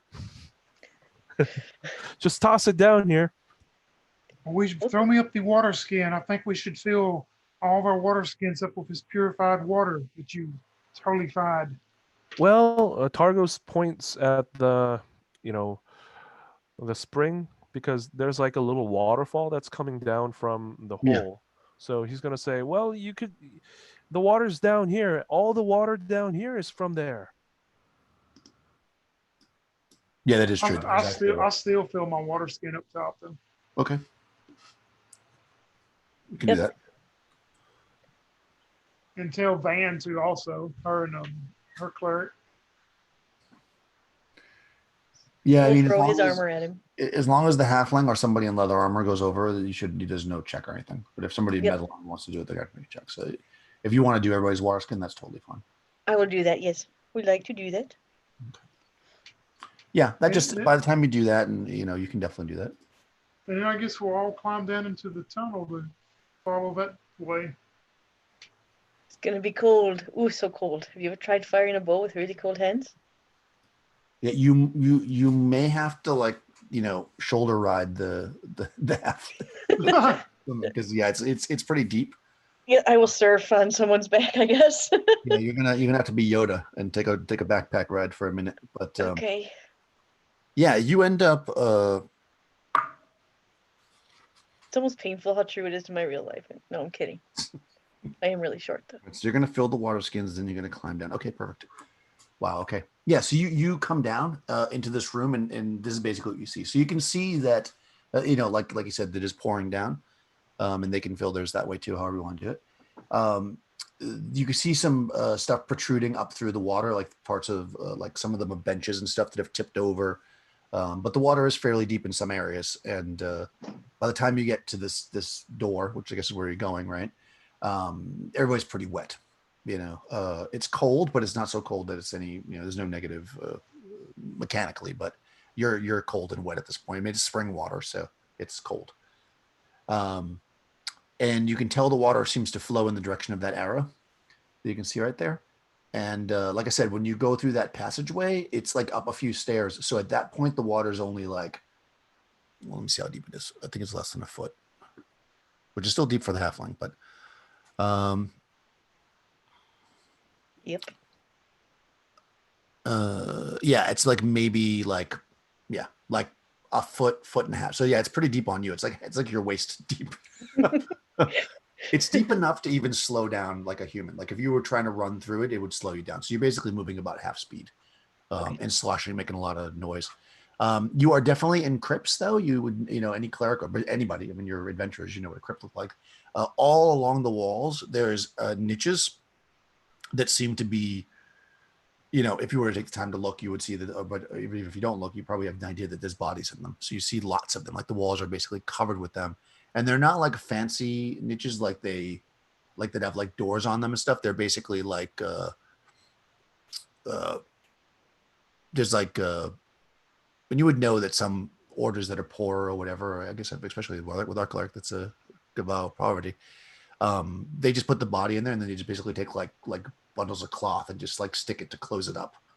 So like it would be easy enough to pull a cloth away and look at any of them if you wanted to look at any of the niches. But if not, you just notice as you walk down these hallways that there's just tons of bodies buried down here, clearly. Yeah, Targos suggests let's not disturb the shrouds or the bodies. It is their final resting place, it would seem. I But agree. but as he does so, he pulls out that bowl and the flask, Right. and dips it into the water that they're submerged in, and just submerging those two articles. He's like doing the prayer to turn the water holy, just so that who knows. So Yeah. he says his prayers or whatever, his Mhm. quick ritual to do so, and after that he puts those stuff back into his pack. Okay, yeah. I mean, it's always worth a try. I mean, you would probably know that to like do that much water, you'd have to be like the Pope, and even then it'd be hard. So yeah, like, but hey, it doesn't hurt, right? Every prayer helps. So yeah, And you do that, and if you, I'm assuming you're gonna follow the path down. he's gonna run real quick to the waterfall down there and then fill it up, fill that flask, or the jug with water, and he's gonna also do a quick prayer as he's walking back. Okay, that's fine. So you do all that. Yep. Excellent. Okay, yes. So now you have a big carafe full of the water. Everybody has their water skins full of this water, and you Yes. guys are standing in the water. So yeah, what do you want to do? I guess we're just still following the passageway, huh? Okay, you're gonna follow the passage. Okay. Are we gonna search around the room by any chance? I mean, the At this room? rubbles or This the is Oh no, I rubbles. didn't. Dan would have done went past all that. Okay. yeah. I mean, you keep running back to that room, and everybody's probably waiting for you. But you can certainly search it if you want. It is pretty deep water, though, so I mean, that's not going to be the easiest thing. Yeah, I mean, while it's not often that he's gonna find himself in this kind of place, so he's gonna. Oh yeah, of search it. course. No, I'm with you. You do what you want. Yeah, your lantern is still burning bright. It is dark down here again, of course. As you're in this kind of musty, moldy crypt.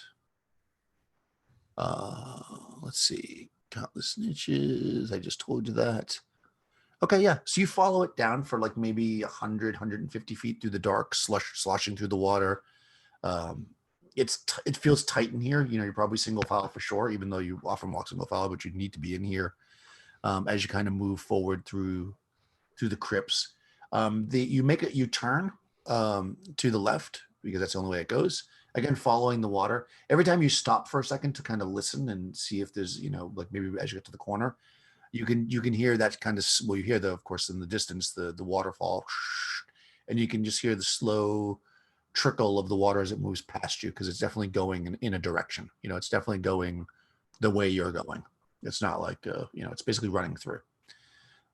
And you start to walk forward. You go another 50 or so feet, and you can see, just as your lantern light starts to tickle the what looks like an archway opening up into a room. The room is full of water. How many dragons are in here? You see, just as the lantern light's flickering, you see what might be, that are the roots dropping through the ceiling. So you basically see that. Okay. Yeah. Okay, guys, this is it. Yeah. I mean, you don't, this thing over here, you can't see my mouse, but this like kind of black thing there, you don't see that yet because your angle. So I'm not gonna tell you what that is, but you see the roots because you're basically your light is barely penetrating this room. Okay. Targos lights up a torch. Okay. And the water's still probably about a foot or so deep, roughly. Yeah, about a foot deep, foot and a half. Does the water seem to be murky or dark, or any difference of the water? I mean, in where you are, it's. I mean, the walls are kind of like dirt hard packed dirt, so it's dirty in that sense. But if you were to scoop some up in your hands and look at it, it still seems pretty clear. It doesn't seem like it's like black or anything. It just looks dirty because it's going through a dirty area. And if we move at on, all, yeah. If we move on in, those roots are actually going into the water. No, they seem to be dangling above the water. You can't quite see above what the they're water. doing. Yeah, they're not touching the water. There is something directly below the roots. If you move forward, I'll say in order for you to see anything, you have to move forward at least another 10 feet. So you move forward a bit and you see the roots are actually dangling above a pedestal, with the pedestals in the water. And just beyond that, you can see, and this is, you put it this way, the roots that you see there, I can remember you're looking from the backside of it, are above this pedestal. You can see that fairly clearly. Over here on the right-hand side by that arrow, you see basically half submerged, a large stone like throne, and upon it sits a man, maybe? It's hard to say until you get in there. And I guess you definitely see the okay, hold on. See, now I should have read this first. So yeah, you see that. You can actually see pretty clearly that there's a book sitting right below the roots because there's light coming from above. Okay. The roots seem to be dangling above the book and like moving, like rubbing around the book, almost like it's like touching it and like moving around and massaging it. How big is the book? I mean, it's the normal size book. No, it's huge. I mean, it's not Oh. like a giant's book, but it's like a big book, like a book like you would say it's probably like in like our modern measurements or whatever, it's probably like twice the size of like a letter size, like, so meaning 4 times the size, but then 2 of them. So almost like small posters, basically. That's how big it is. And it appears to be made out of a regular like paper binding and all that. As far as you can tell, it looks. I mean, you're not close to it. You want to go look at it? I mean, you're gonna have to get much closer. I'm giving not, you a no, lot of I want to information. move up where I can get enough. I don't want to get right to it. But Well, I'm- then you can't Targos is going to hold up his hand and says, "Hold on, my friends," and then he's going to pull out that orb, the crystal ball, okay. and he's going to say, "Let's look into the crystal ball and see, have a closer look at that book." So he's Okay, actually going to, Yeah. go ahead. Go ahead. I'm sorry. Explain. He's going to place that crystal ball from the right-hand side, like the center of those 3 articles between that, the book and the throne and that little dark thing, right around there from the top. He's going to look down at towards the bottom, so that it's going to have all 3 of them in the view. Okay, that's fine. So yeah, you see that the book is very large, as noted. It does look like it's made out of regular paper. It's about half rotted away, though. There's mold all over it, and it's very wet. Having been that Orm kind of said some of the things that Orm said, that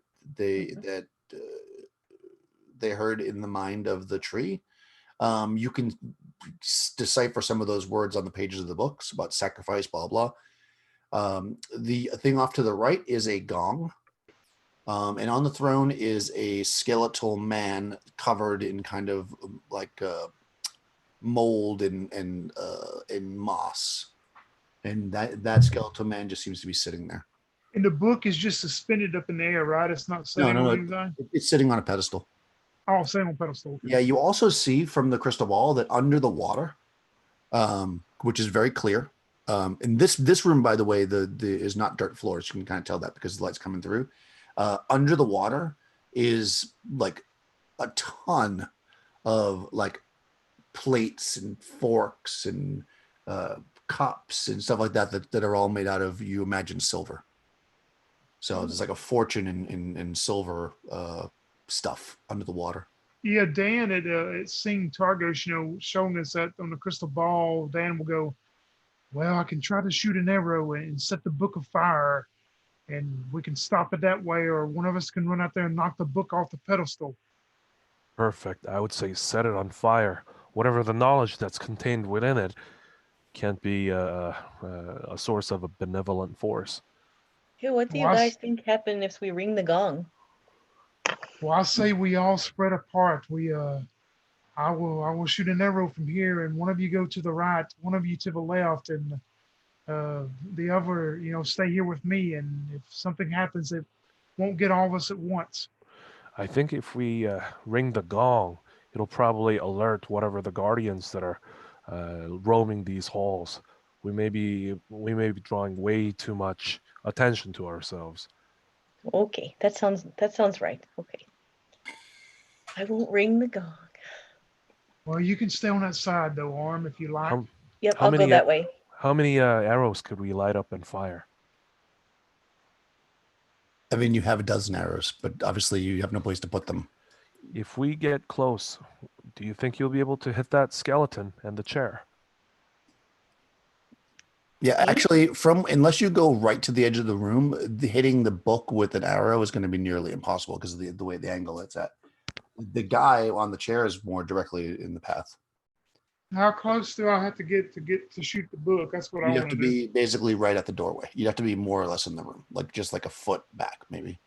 Yeah, whatever I have to do to shoot an arrow at the book I'm going to try to set the book on fire. We also try to set that skeleton on fire as well. He looks to the other party members. Yeah, probably. Well, also maybe Van should head around that way in case it comes out of the chair. Van can knock it out. Sounds great. Yeah, if that's where you want me, that's where I'll head. Okay. Okay, so you're in a foot and a half of water. So how are you lighting an arrow? Or you're going to light an arrow off somebody's torch and then they're moving away from you? Yeah, Or that's somebody's what I gonna was stand planning. next to you. If somebody's, or if one of them still staying by me. I mean, Right, because if you Targos I guess Targos is still by me, I think. Yeah, Targos is actually holding up a torch, and he's a little ways behind Dantai, but he's going to offer the torch to light up these arrows, and he's going to say, maybe in a count of 3, we could light them up, and in a count of 3, we could all try to go in and shoot the book and that skeleton. Okay. Why not? So worst that can happen. Okay, so who's having an arrow? Orm. And I think Dantai? Orm is going to shoot the throne guy, and I'm shooting at the book. That's what I understand. I think. Okay, and What about Vanny? yeah, what about Van was, I think, sneaking around the side to try to get closer to the throne guy. Yeah, that's Okay. what I'll do. And I guess Deborah will come with me, or unless you guys want Deborah to do something else. Well, Deborah, do you have any holy water? I'm gonna say no. Okay, so just so I'm clear, I mean this is a narrow doorway, but you're gonna kind of pile in one at a time. So we've got Van, we'll just call it, make it easy, and Deborah are going to come shooting in towards the gong, I guess. No, my understanding was they were going around the other side to get to the guy on the throne. Right. By the gong. Or are they going south, as this would be? We're in the direction of that arrow, right? So Yeah, you're at the top of the arrow. Yeah. So in order to go towards the skeleton guy, the fastest direction to him would be to go by the gong. If you want to Oh, go, maybe I'm looking at the wrong part of the map then, I guess. What, like on a clock? Are we at 9 o'clock? yeah, that's exactly where you are. Well, you're more like 11 10 o'clock. No, you're more like 11. Yeah, All right. you're like 11 where the arrow is. You are here. I'll put you dead center. Here we go. That arrow in the middle. Yeah, that's the way we come in, right? Okay. That's right. So in order to get to the skeleton guy, if you just draw a straight line from that arrow to the skeleton guy, you literally run right past the gong. The gong is Okay. Yeah. See, it's just the map just screwing me up the way it's made. I mean, you could go the other way. It would just totally fine. It would just take longer to get there. That's up to you. I'm just trying to figure out. So you're literally just going to run straight across the room. That's the fastest way to the skeleton guy. Then, Van, is that how you're going to get there? yeah, I'm asking. Yeah, that sounds good to me. Okay. And then the two with arrows are going to move forward, and since you're a halfling and you can fit in the same space, I'll say. And you're going to make bow shots at the guy in the throne that's sitting there. Correct. The book, right? And then I guess the cleric is going to be behind everybody with a torch so they can light more arrows if they need to. Yeah, and he's going to ask, does anybody have a vial of oil to spare? Tell you what, Deborah will stay back with the cleric and like basically defend him if anyone else comes to attack. You know, like she'll help out the cleric since they're both clerics or whatever. Yeah, all the oil was used to make 12 arrows. So you have Gotcha. 12 arrows with oil on them. Okay, so let me just quickly check this. This room is about 60 feet wide. You're in chainmail? So you're going to get... am. No, Crystal's character. Oh, I'm in magical chainmail. Magic chainmail. Okay, so you're basically in leather. So you can... Yeah, it's going to take you basically 2 rounds to get to him. Right. Yeah. But of course they can shoot. 60 foot's going to put you in medium range, I think. So just normal bow shot. I don't have a bow. Actually, I'm sorry. That's for the guy on the throne. The book is in short range. So okay, yeah. I mean, you certainly can do that. You guys, you rush across the room, and you fire your bows. So let's just go for it. I'm just going to go in the order for me, which is easiest. So Crystal's character, Targus is lighting up everybody's arrow. So Orm, shoot first. You're shooting at the guy on the throne, right? Hey, Yes. You know I don't have a bow, right, Daniel? Yeah. Okay. You Making sure. went first. You moved because your movement goes before missile. I rolled 3 on initiative. You don't have to roll initiative for this round. Oh, You- don't have to roll it? Okay. Never mind. We'll give you surprise because he's not doing anything. Okay. You're literally shooting at something that's sitting there. Oh, 19. 19. Oh, that's a good shot. Oh, then I'll roll damage. Well, 2 damage. Oh, okay. Well, all right. So your arrow sticks into the dude on the throne. Don't you also roll for fire damage? Yeah, I guess. What would I roll for that? Yeah, you're gonna shoot a flaming arrow into him. So 2 points. Let's see. There's no real like flaming arrows in BX. Okay. Mostly just used to light things up, but I'll give you an extra point of damage. Okay. So it's So 3 total. Yeah, so 3 points of damage. Okay, good. So let me actually roll his hit points. He could be dead for all we know. I mean, maybe he's already dead. Okay. Wow. Okay. Yeah. You shoot an arrow deep into the skeleton man who's just sitting there, doing nothing. And go ahead, Tony. Shoot at the bow at the book. all right. I missed terribly. Oh no. All right. So you shoot at the book, but the either your aim is off or maybe the branches are moving just at the right moment and they kind of swipe it out of the way. and the arrow fizzles into the water. Okay, so Van has moved about halfway across the room. You're standing right near that gong. As soon as the arrow sinks into the skeleton on the chair, it's basically up to its knees in water, but it's sitting down. You see a kind of dark green glow form in the eye sockets, and it raises one hand. And out of the water shoots a mallet that rings the gong. Bong. And that's it. So let's see what we're going to do next round. Is anybody casting a spell or a missile weapon? Missile. Missile. Okay. And if I'm close enough to that skeleton, can I throw my spear at it? You can definitely throw a spear, yeah. 30 feet. So throw a spear. Yeah, I'll do that. Yeah. 30 feet for a spear. So you're going to be medium range. So no modifier. And the bows are also medium range. So no modifier on the bows. Okay. Okay. Argus roll is gonna rush in the room and he's gonna turn undead. See whether if that works. Oh, cool. Okay, you're going to run and try to turn on dead. You can do that. Okay. Who hasn't rolled initiative yet? I don't think Young's rolled initiative ever. So you can be initiative for this combat, Young. Oh, brother. 2. Oh, all right, 4. They're going to go first. Okay, so let me do all kinds of math here to see how quickly you'll die. 4. Okay, so the guy on the throne looks at you, Van, and he says, "You'll do well." That's all he does.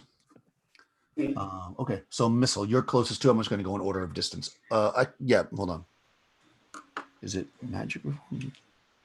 Yeah, missile and magic. Okay, so missile goes first. So Van with a spear.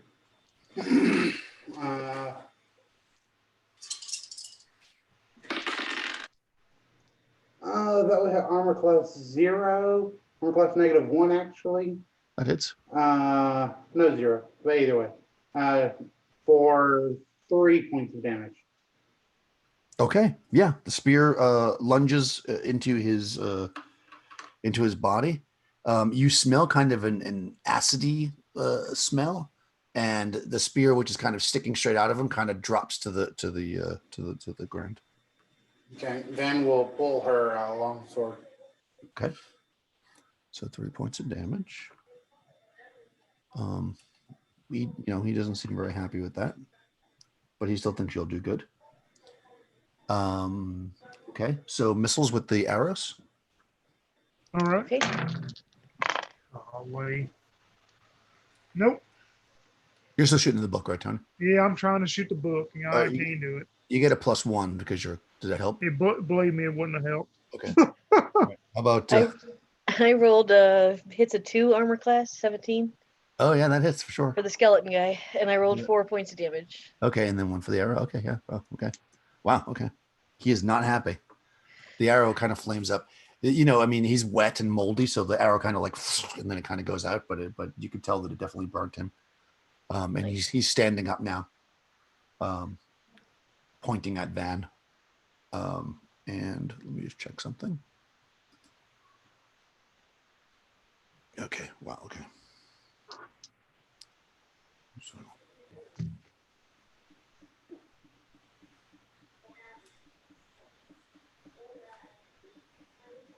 Okay, cool. I think that's everybody, right? I didn't go. Oh, no, that's right. You have turn undead. Go for it. Okay. What do I roll anything? Turn your undead. 2d6. 2d6. Ooh, 8. Nice. 9. 9, even better. Oh, haha. And you're a 3rd level? Yeah, and he yells out. He says, he actually sings again. He says, "The solemn grace of Foltis, oh, shine thy light upon us." And he says, "Fear the divine retribution, vile cur. Run to the hills. Run for your life," he says. Nice. So he's standing now, and he looks, and kind of like Skeletor, like it shouldn't be because his face is a skeleton, but somehow he has some kind of reaction, and his eyes get big, and then he like does like a Scooby Doo run, like, and he starts to running out the door. Yeah, he takes off. Quit singing, Targos. I can't hit anything. Yeah, he actually gets up and I mean seriously, he gets up and he blocks his face from your holy light, and he starts to move towards where that arrow is. He gets the hell out of dodge. He runs. You turned him. Nice. All right. Yeah, he's gone. I mean, you are effectively out of combat. If you want to just do something. Yeah. Dentai, seeing that he can't hit anything with his arrows, he's just going to run over to the pedestal and just knock it down and knock the book into the water. Okay. Wait! Before you knock it down, Targus is gonna give him the torch. Take this, Dantai. Burn it. It's up to you if he stopped you or not. I mean, they could kind of have no one, so you can play it. I mean, yeah, I'll take the torch and just burn it on the pedestal then. Well, that's fine. Okay. Yeah. When you bring the torch over to the book, as soon as the torch gets close, the roots like immediately like move away, like they like recoil up to the ceiling. And you light the book. I mean, it's moldy and wet, but you know, with the torch on it, it's like, but it starts to kind of burn up, you know. And you definitely are burning it. You can hold the torch to it to burn it, but you certainly do that. Yep. And after a minute, or so, yep. And I'll knock the pedestal over also. Just kick it over. Okay. Go ahead, And Chris. from the burning pages, a flame elemental shoots forth. Roll initiative. Yeah, so as the book burns up, you smell like this terrible like smell of death. But it takes a minute or so, and then you know in the book, actually I'll say it'll take a D4 minutes to burn the book. 2 minutes. Okay, it takes a full 2 minutes, which feels like an eternity while you're just waiting there. But eventually the book is burnt to your satisfaction. And of course, during this whole period, the roots have been staying away. And you kick the pedestal over, and maybe you take a step back, and as soon as you do, the roots kind of just fall back down in place, like just moving away from the torch. And since the book's not there anymore, they just kind of dangle there, waving, kind of lost. Do they seem to be like any change to them as far as do they look more natural, or I mean alive, I guess? No, I mean they still seem to be moving a little bit. Yeah, I mean you didn't kill it if that's what you're asking. They just Oh no, I'm trying to see if I could notice if they seem to be more natural, as more like natural tree roots than under some type of spell or whatever. Yeah, I mean if what you're in, I guess I'll say they seem to be under some kind of spell if that's what you think they are. Yeah, they still seem that way. Meta, Okay. they're not under a spell; it's just a monster. But you Right, know, but they still. if what you're thinking is that, they stay the same. Yeah. Yeah, exactly. Okay. They do not change. What happens if I light a torch and throw it at the roots? Try to actually catch them on fire. They're actually quite good. Roll a dex check. 46 under your dex. 4d6 under the dex. All right. 8 plus 5 is 13. Yes, 3 under. Okay, so and you're trying to poke it with the torch, or you're just throwing it? No, I want to throw it at the torch and see if I can catch the bottom of the roots alight and see if it'll like. Oh, all right. Well, if you do that, you can. I'm sorry, I thought you meant you were trying to like poke at it. If you just throw the torch at it, you can definitely hit the roots. They don't light on fire. I mean, it's not easy to light a root on fire. It's wet. Okay. So it hits it and bounces off and falls into the water. It does recoil from it, though. You can tell that that it definitely does not like fire at all. Okay. But I mean, it's a wet root dangling through the ceiling, so lighting it on fire is not going to be that easy to do. Easy. Okay. Do all of us know by now that like if we can get to the tree that it probably can't grab us? Only if Tony told you. Only if Tony's character told you, Dan. Yeah, I wouldn't have told y'all that yet. No, not yet. Okay. Yeah, Targos would say, he's running away. Let's go get him. No, we have no business chasing things like that. That may be the reason why these vile things are running amok in this formerly holy place.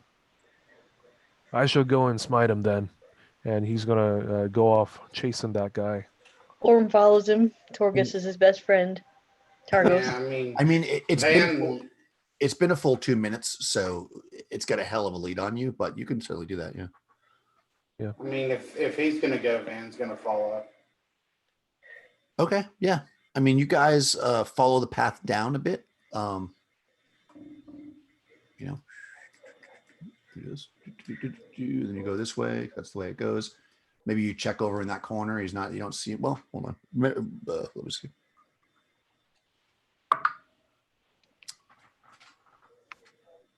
Actually, when you come around this corner, you think, "Oh, this is pretty empty." But then one of you kind of, I guess I'll just roll randomly which one.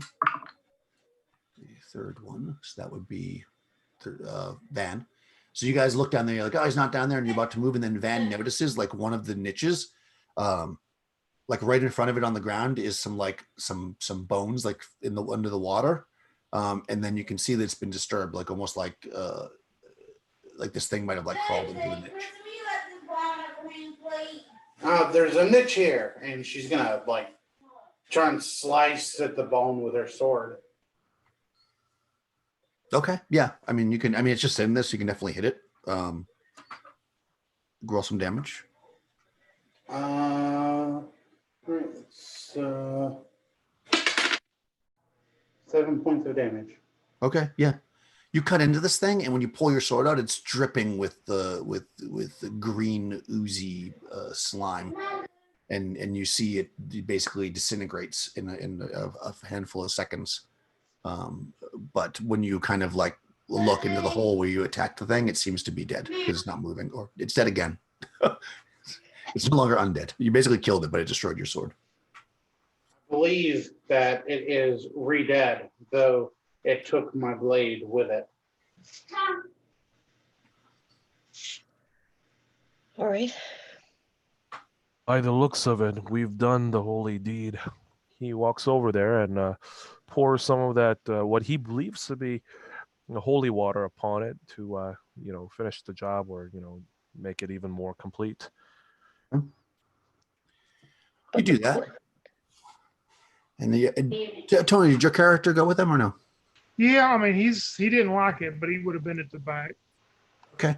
Let me see if you guys. All right, you're not surprised you're sloshing in the water, and you look, and it seems like there's some kind of skeletal figures now moving towards you guys. You're kind of in that little room over there.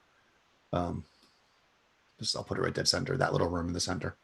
They're coming from behind me. Yeah, you're in the back. So yeah, they're coming from behind you. You see, it's a narrow passage, so you see they're in like a single file, and they look like skeletal warriors. Now, Targos, get up here. This is what you looking for. You want? Okay, roll initiative.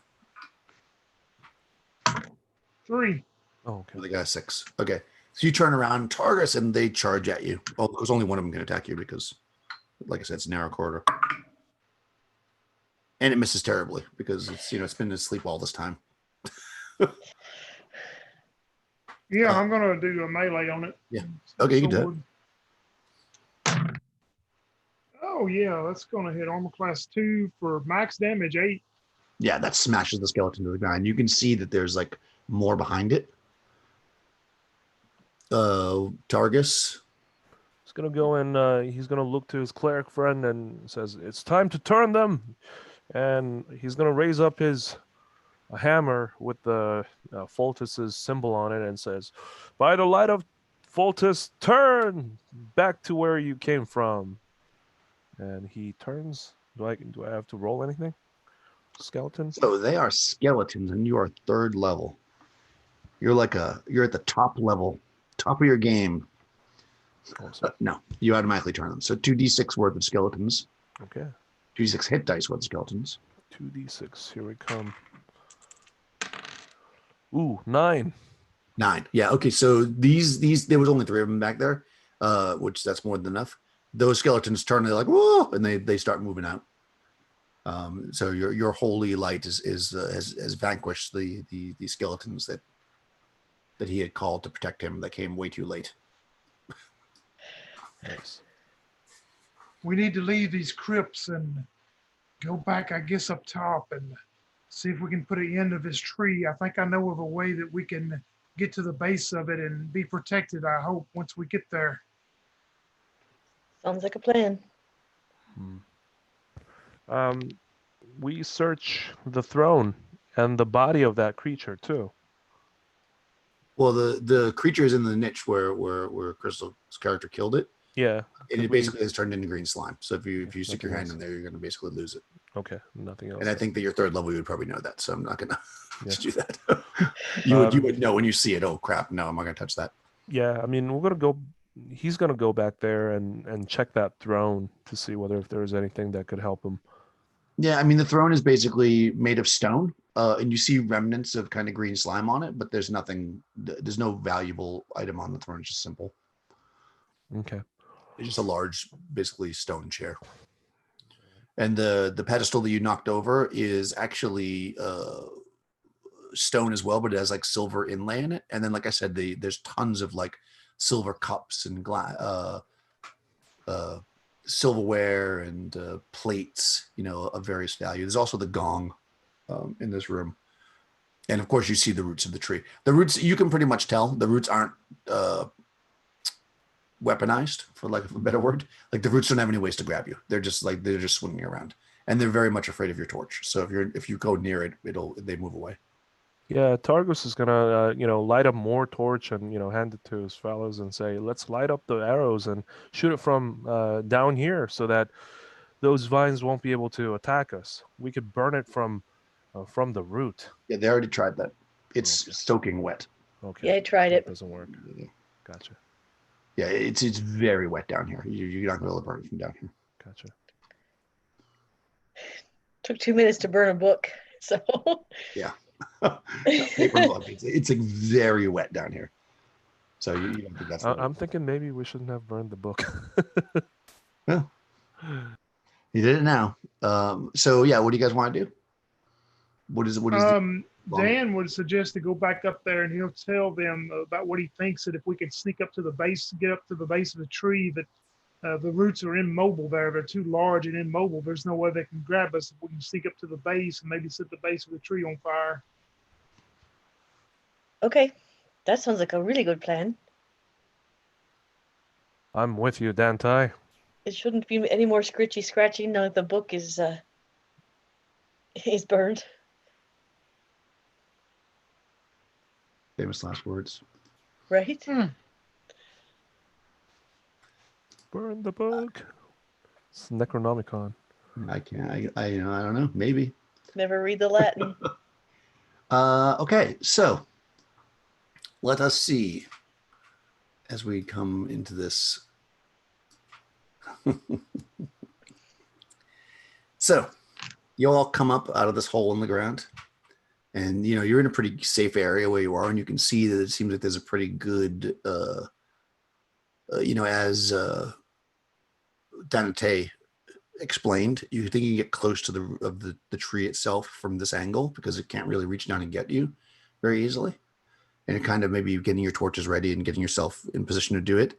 When you hear a voice, loud, hissing kind of voice, and you look up, sitting on the roof of the building, looking down at you, is a large creature. White and covered in scales. You might call it a dragon. It has its wings spread wide, and it says to you, "You've killed my followers. Why should I spare you?" And you notice that there's some of these dogmen down at the side, at the bottom as well, and they're kind of like yipping, and they're pointing at you. And all right, so how does this end for? Let's see. No, what do you want to? What do you guys want to do? This dragon's talking to you. Targos is gonna cast a spell. Oh, okay. He's gonna cast. So we're going to go into, okay. If you want to do that, we'll go into initiative. He's gonna Uh, cause. Go ahead. Everybody tell me what you're doing. 'Cause How big of a dragon is this? I mean, by age would we know? I mean, you're only third level. You probably haven't encountered too many dragons. This dragon is maybe 3 times the size of a horse. All right. So It's it's a not. white. It's a white dragon, right? It's a white dragon. It is not very big. All right. Yeah. Okay, he's gonna. It's small. Well, actually, your character is a veteran. Yeah, it's a pretty small dragon. It's about 60 foot up on top of the building, and yeah, it's pretty small. But it's still a dragon. Okay, so what's everybody doing? And then we'll roll initiative. Casting cause fear makes Okay. one target within 120 feet flee for the duration if he fails the saving throw. I guess. Sounds amazing. How I'm about drinking a potion. okay? Oh boy. What's everybody else doing? What is your final moves before we do that? How does this end for? Well, Orm, I mean, it's pretty big to Orm. Yeah, I mean it's a small dragon, but it's still a dragon. Right. Yeah. He's gonna, all right, fine. So my character is gonna yell out, "Flee before the might of Foltus, you vile worm!" Right, you're casting spell, I know, but what's everybody else doing? Because we have to roll initiative. Orm is going to say, if you'll sponsor a theater caravan, I'd be happy to be a follower. You're trying to Just let me do my plays and that'd be fine. Because Okay. he's terrified. Fair enough. How about Van? Van is muted. Van is in fear. Yep, Van's muted. So Normally Van wouldn't run away, but I don't know. Van's also got her cleric deal. yeah, I'm gonna roll morale for the cleric. Don't worry. What's your charisma? All right. You know what? There's a No. dragon standing here. Yeah, you know what? I'm gonna say that Van's is gonna look back to Deborah and say, Deborah, take care of yourself. And then she's gonna drink a potion as well. Okay. All right, fair enough. Let's roll initiative. Yang, since you're causing the death of the party, possibly, you can roll. D6, let's have it. Oh my god. I rolled a 6. Come on! Get a 6. Oh, I got 2. All right, well, you begin to speak magical incantations, and the dragon lets loose its breath weapon. So everybody save versus dragon breath. Ooh, 18! Oh my god! I got an 18 also. Hey, 18. It's not Seriously. gonna matter, but It's not gonna matter. Yeah. did you really get an 18? What, 3 people got 18s? Yeah. That's I awesome. did. Yeah. Crazy. Not that I it got a matters. 15, so I passed. Okay, so everybody passed. Let me roll. Oh, for- wait. Hold on, wait. I'm sorry. I may not have passed. I got a 15. yeah, Dragon Breath 15 to Yeah, fighter. 15, yeah. So on the dot. Okay, perfect. The cleric fails, your retainer. If you pass, you take 10 hit points of damage. Ooh. Oh, I'm still up. Still up. Fail, you take 20. So that cleric is probably dead. There's no way she has 20 hit points. I died as well. Oh, really? Okay. Yeah, she was about I to. had She was 9 about hit to points jump. left. Yeah, she was about to bail anyways and jump into the water. She failed her morale. If you survived, unfortunately, because you got hit, you lose your spell. So that's no good for you. But you're drinking a potion, right, Tony? Yeah, I was drinking a potion. All right, go ahead. What kind of breath was it? Ice. Ice, okay. Yeah, I mean this ice hits Dan Tai, and he's in the middle trying to take the cork off his potion and listening to Targus spout out his words, thinking his God's going to save him, knowing that he's not. But he's starting to turn and chill to ice, and he looks over and see Van fall to the ground, knowing that she didn't make it. And he looks towards Targus and he goes, "I don't need your God to save me," as he quaffs the potion of invisibility. Nice. Okay. So you disappear. Did the halfling survive? I did, yes. Okay, so you're I up. was, I was trying to reason with the dragon. Yeah, you're trying to reason. Well, I mean, they were attacking it, so it didn't reason. Right. Well, white dragons are basically assholes. So the dragon, the dragon breathes its breath on you. Oh, I guess I have to see whether or not it has. No, it's not going to do any spells. Okay, so unfortunately, you lost your spell, Young, because if you get hit, you lose a spell. So we're coming into the next round of initiative. What does everybody want to do? I want to run. I guess I could run away. Where do you want to run? Towards the tree and out the front, or back down into the place we just climbed up out of?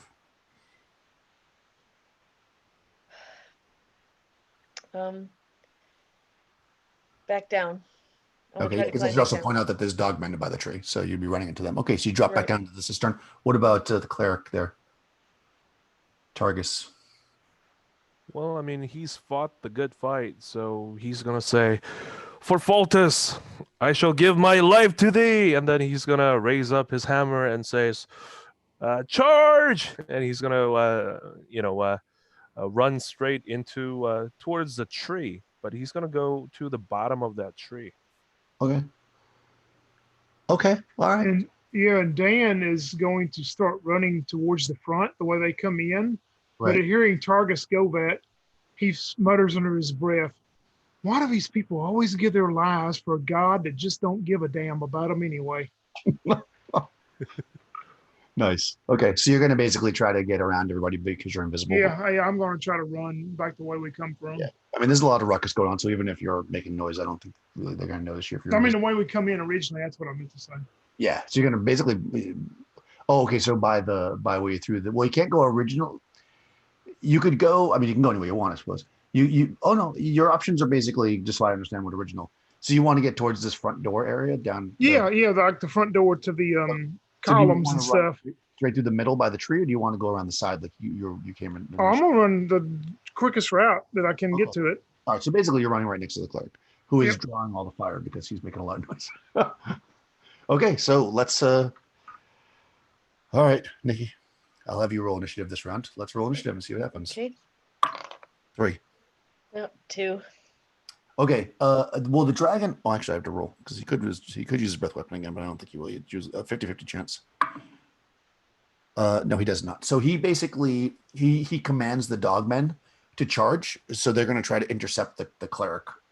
They clearly don't see the other character.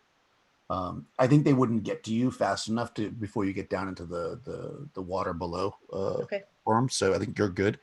But you're going to get attacked by 3 dogmen, Young, and they're going to miss terribly. No, that's not a 4. That's a 14. But you're in plate, right? Yeah, played AC2. Okay, so let me just check that. So there's 3 of them. So that's a 17.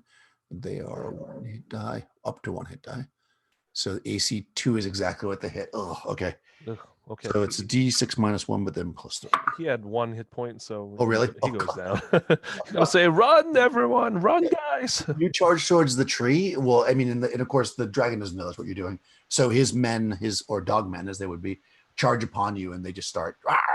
They're like attacking you and tearing you to pieces as the fighter makes his way, out using the invisibility spell. The dragon doesn't seem to notice you, and you can. Yeah, when I get to that column, down there, I'm going to pull out my broom of flying and get the elf out of town. I was Nice. wondering why you didn't use that earlier. I'm like, why doesn't Tony just transport everybody across?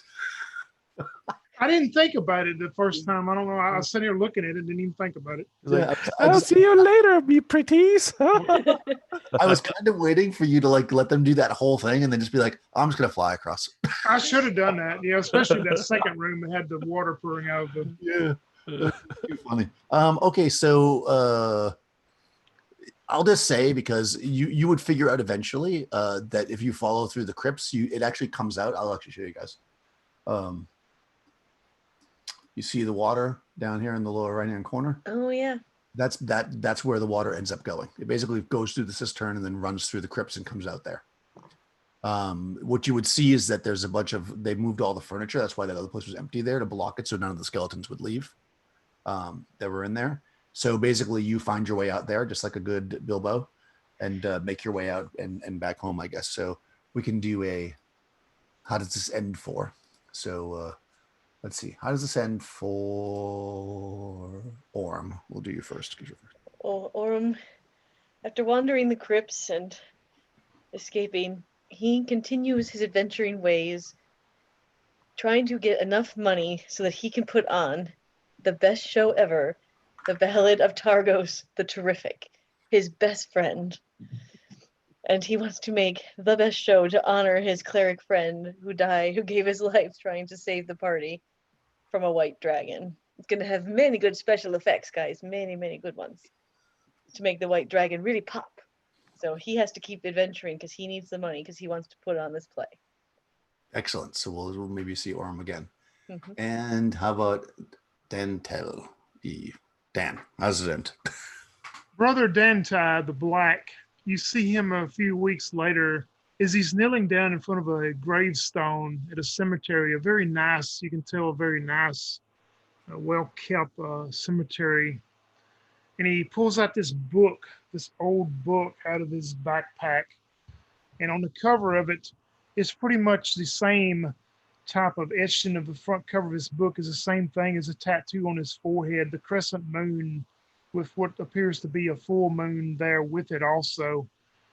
But he opens the book up and he starts reading through some of it, and you can see it's written probably in a young teen's writing, maybe 9 or 10, 11, 12-year-old writing of a girl's handwriting. He's reading through it, and the tears start coming down through his eyes. And he closes the book and he looks towards the gravestone, and you see the same symbol on the gravestone.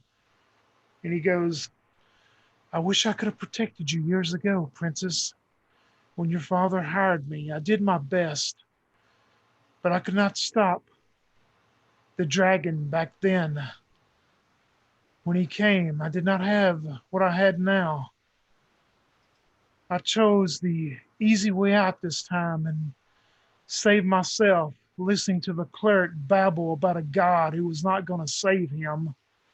Gods never save any of us. They laugh at us, make fun of us as we were fools, and they take the only thing we ever care about, the people we love. That's how the story ends for Dantai the Black. Nice. Excellent. Thanks, guys. That was really fun. So, yeah, you waited till the dragon came home. It was like a ticking clock there. So thanks for playing. That was, again, Tremella Adventures, Litany of Scratches.